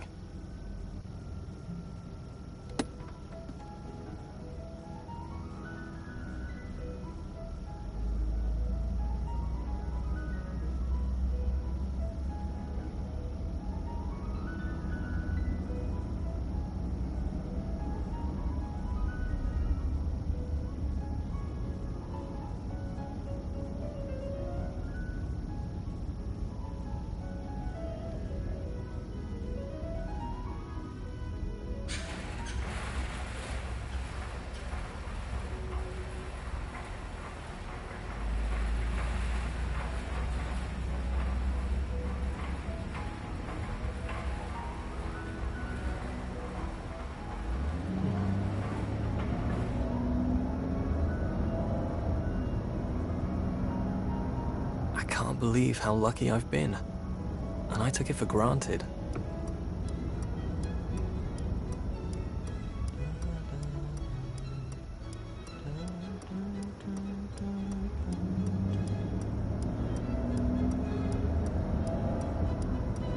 I've let myself lose track of what I want after everything we've been through.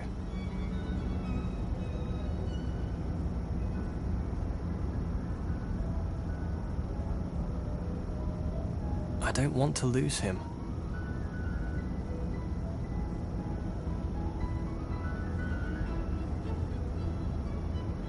I always smile when I see that place.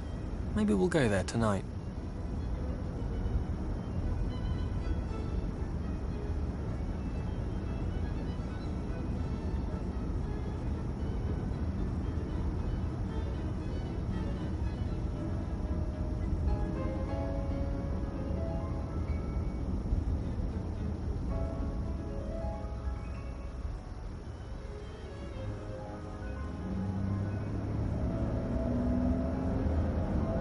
Maybe we'll go feed the ducks this weekend.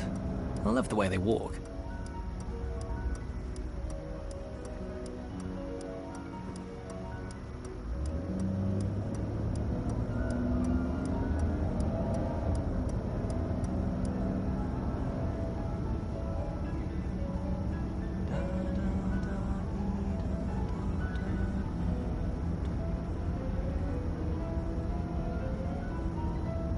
I didn't expect it, but I feel happy I've made this choice.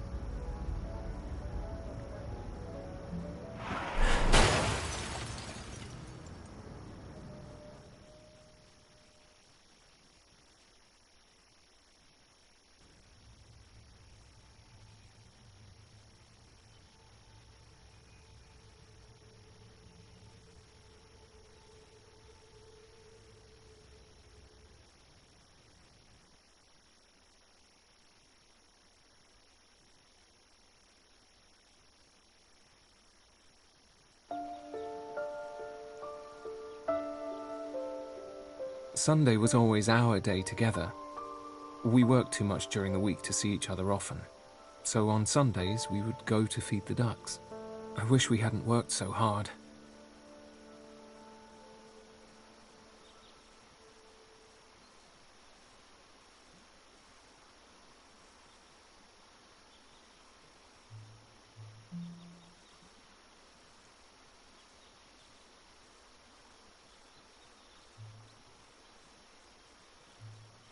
We loved it in the summer, like it was when it happened. But the bare trees in the winter had their beauty too. We would walk among them in thick coats, holding each other for warmth. It was our place to be together.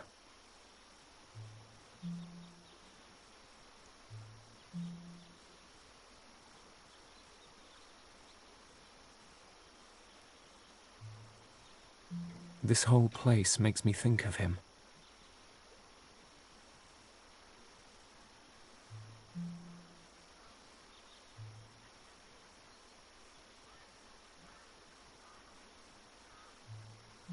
He loved ducks. They always made him smile. It was something in the way they walked. And then one day, he was gone.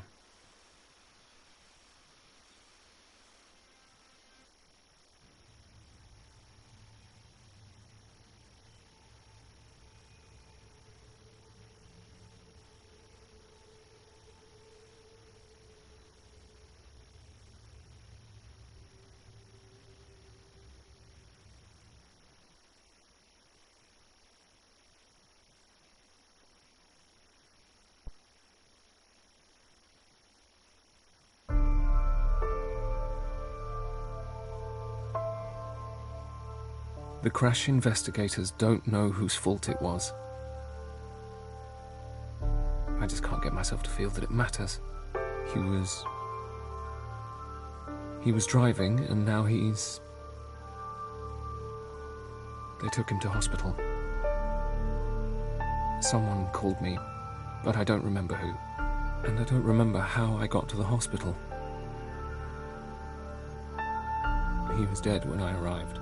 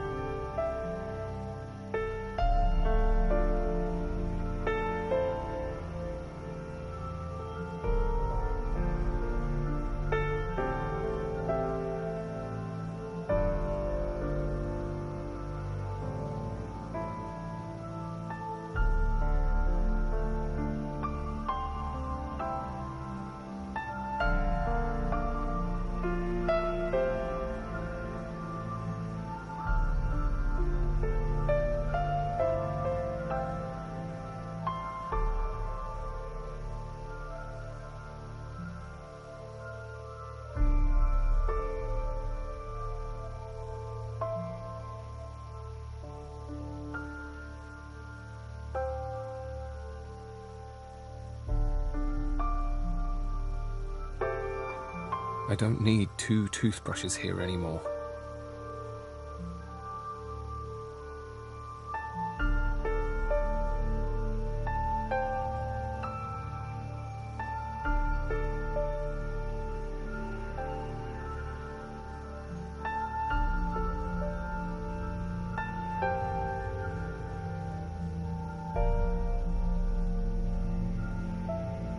Sometimes he would read to me at night. I would lie with my eyes closed, just listening to the sound of his voice, feeling my breathing slow, knowing he was beside me.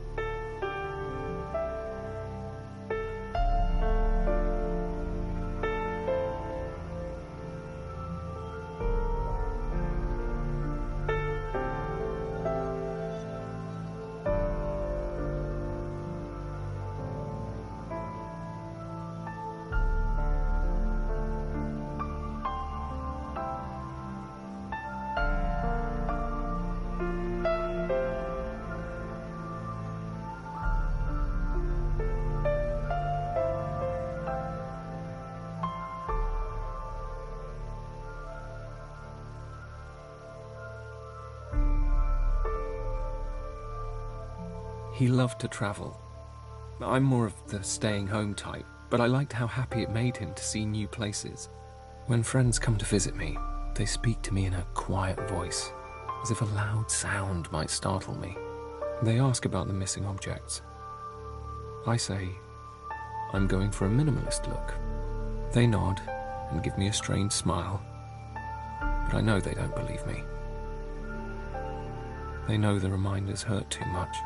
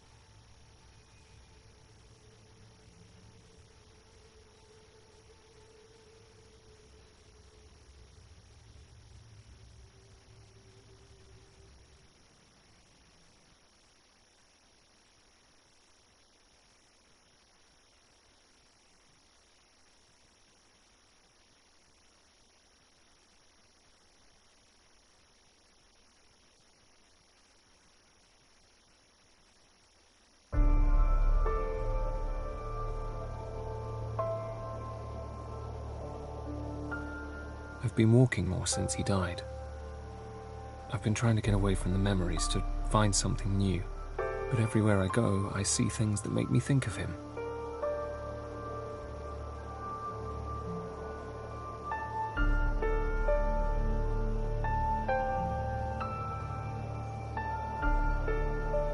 His car hardly had any damage.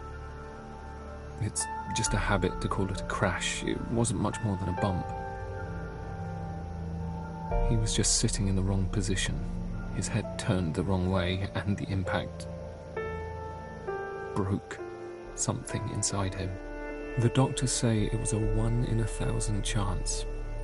I think that's supposed to console me, but I just don't understand how.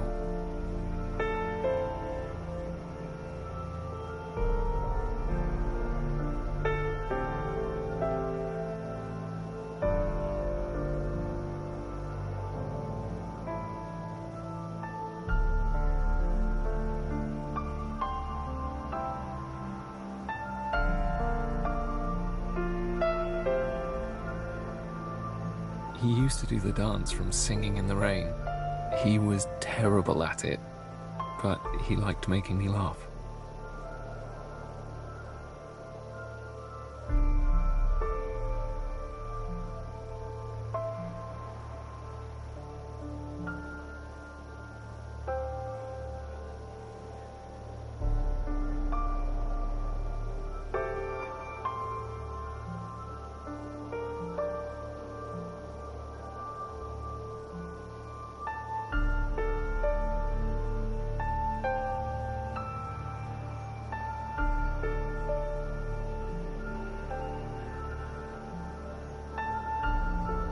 When you have a table for one, do they remove the other seat? Or just leave it there? I decided to stay inside more.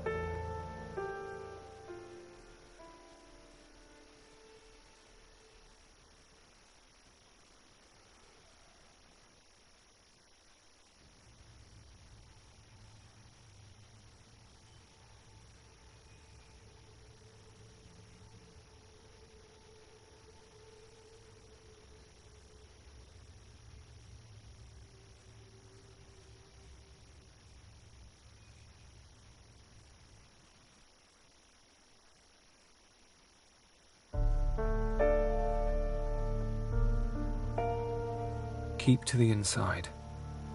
I can control what's in here. But even at work there are reminders. I need this space to be clear, so I can be free.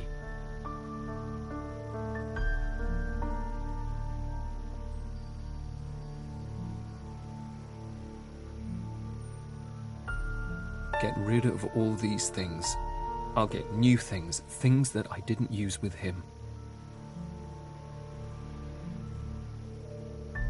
He'd want me to be happy, but I can't be. Not living like this.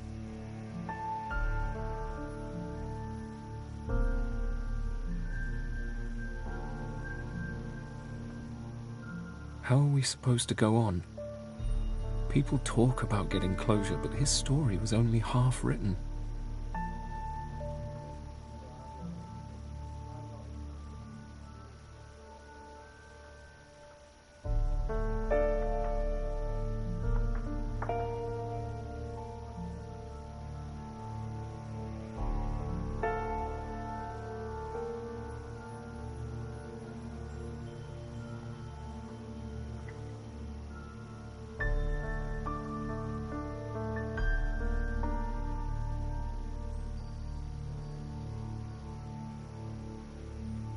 I know what they mean by heartbroken now.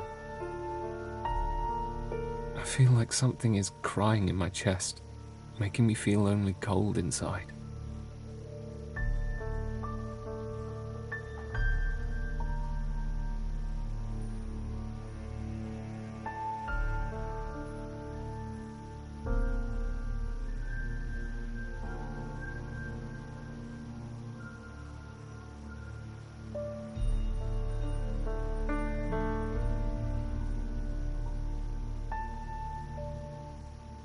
I'm nearly there.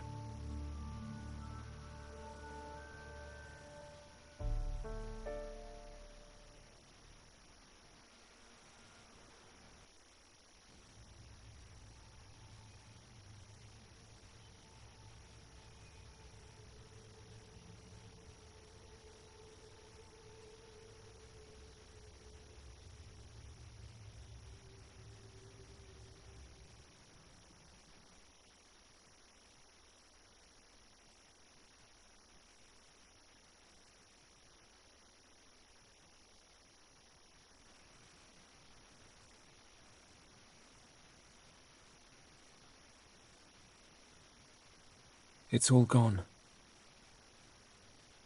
He's gone.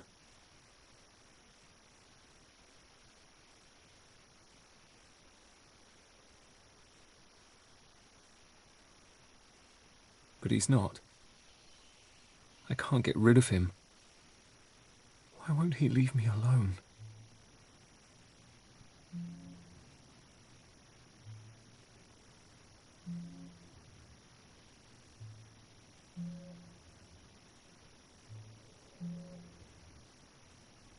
I'm different now. He changed me. I feel the space he's left inside me. But it's okay. It's his shape. That's going to be part of me that I carry forever. Denying that would be killing him again.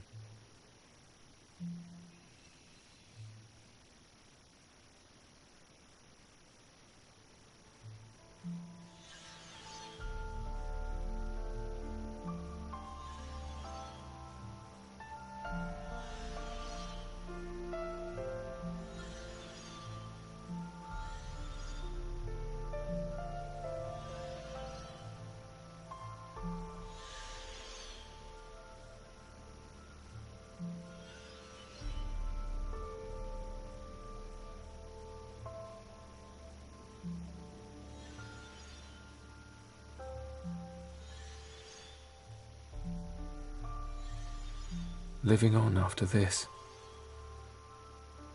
I'll hold on to the love and the memories. Forgetting him. How could I think I could forget him? He'd call me an idiot and laugh, hug me and kiss me and hold me. I miss his arms.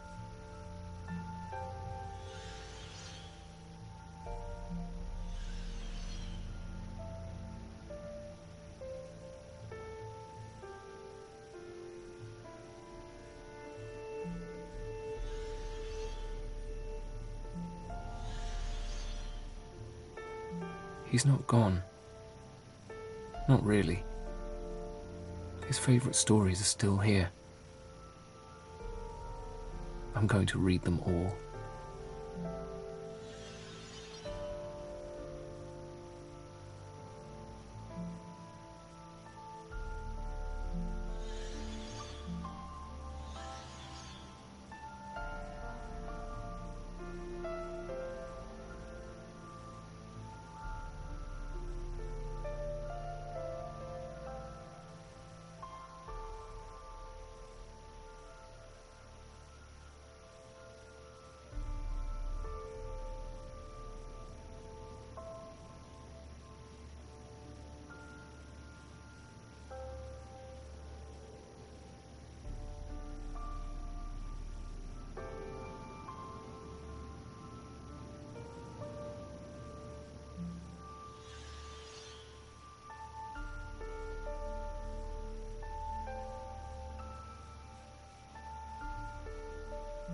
This might be all there is.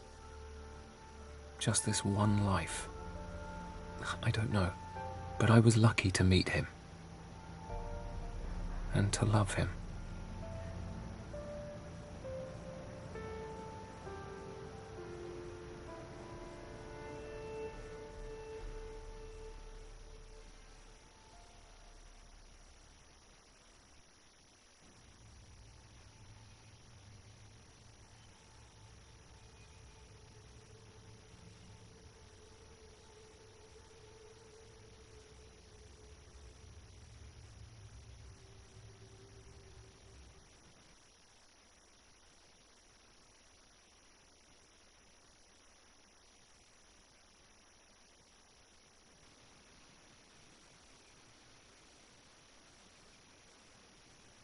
I'll never forget him.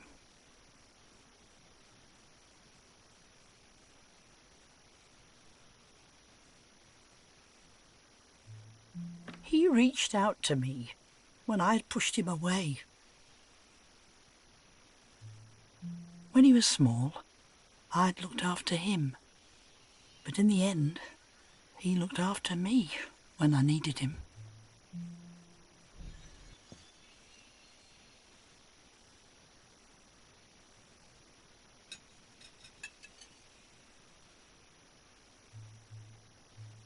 He came to visit me often over the next few years. He showed me things I had never seen before. Okay, so this is the mouse. Yeah, so you can use this to click on things.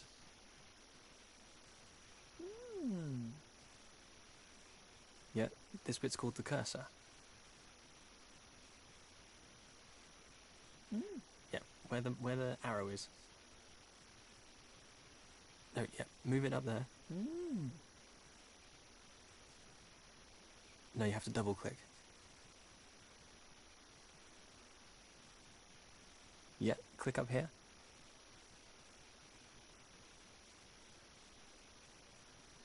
That's it, just over there.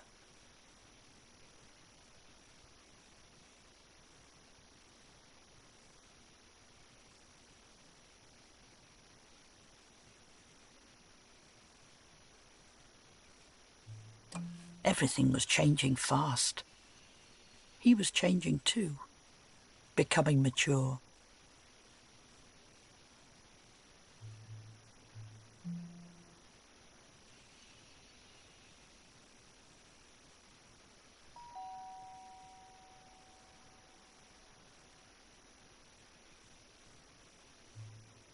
And then you came to see me.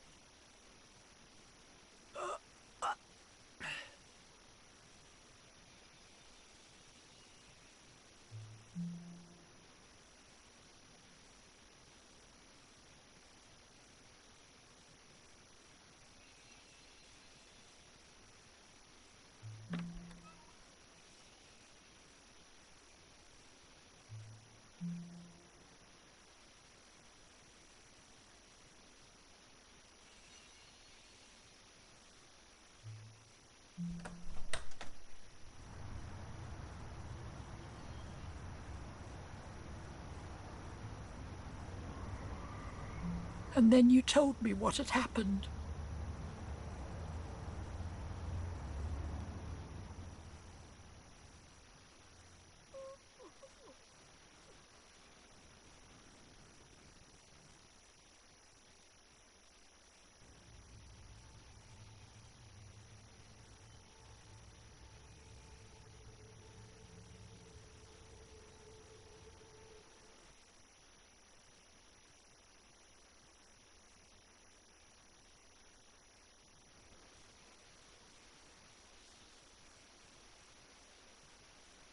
It's one of those strange things.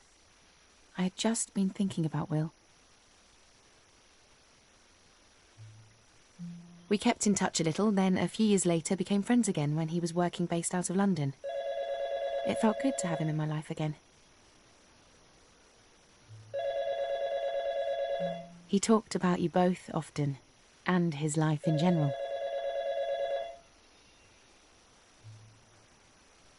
He told me how happy he was.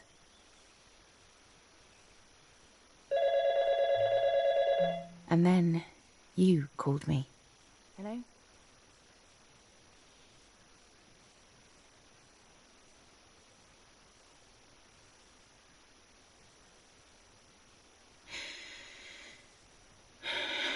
He was happy at the end.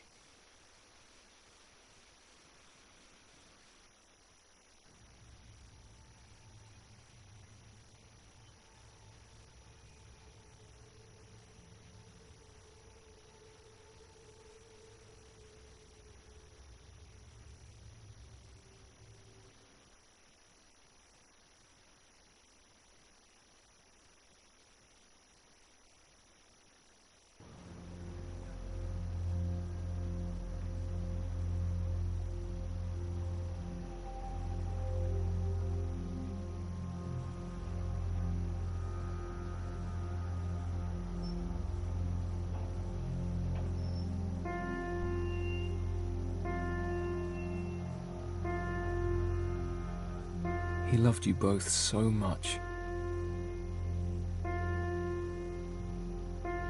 I keep on thinking I see him, or feeling like he's just sitting reading in the next room. It's silly, really. kept thinking about how bad my luck was, but that's not true. We were lucky. We were so lucky.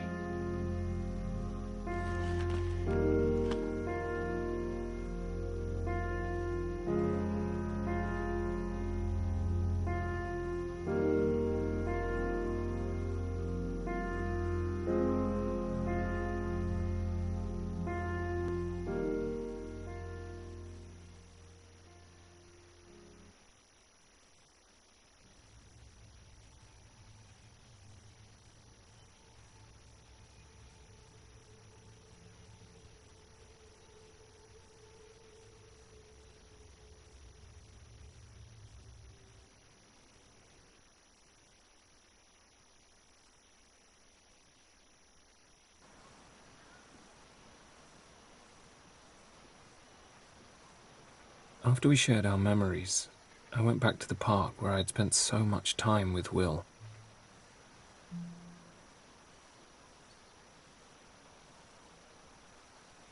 They had shared fragments of his life with me that I had never known. I felt a kind of peace. Talking with them, even without Will, I felt I wasn't so alone. They carry him with them too. I just needed to let myself see that. Life isn't a planned event. It's just a journey. And some travelers only stay with us for a little while. I don't know if I'll love like that ever again. But to have felt it once, and to know that love is real, that's enough for me.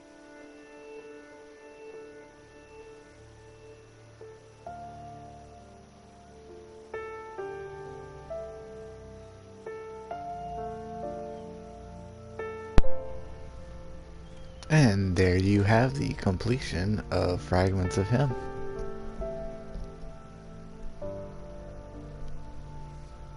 And I decided to cut out all commentary, just focusing on the story, just because it's a really good story.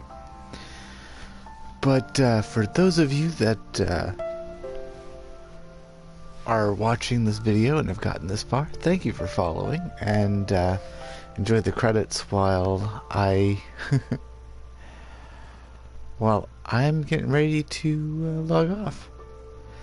Thank you so much for watching, and maybe I'll do another video like this again sometime.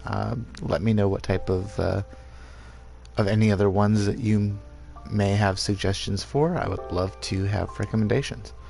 So thank you much for watching, and I will catch y'all next time.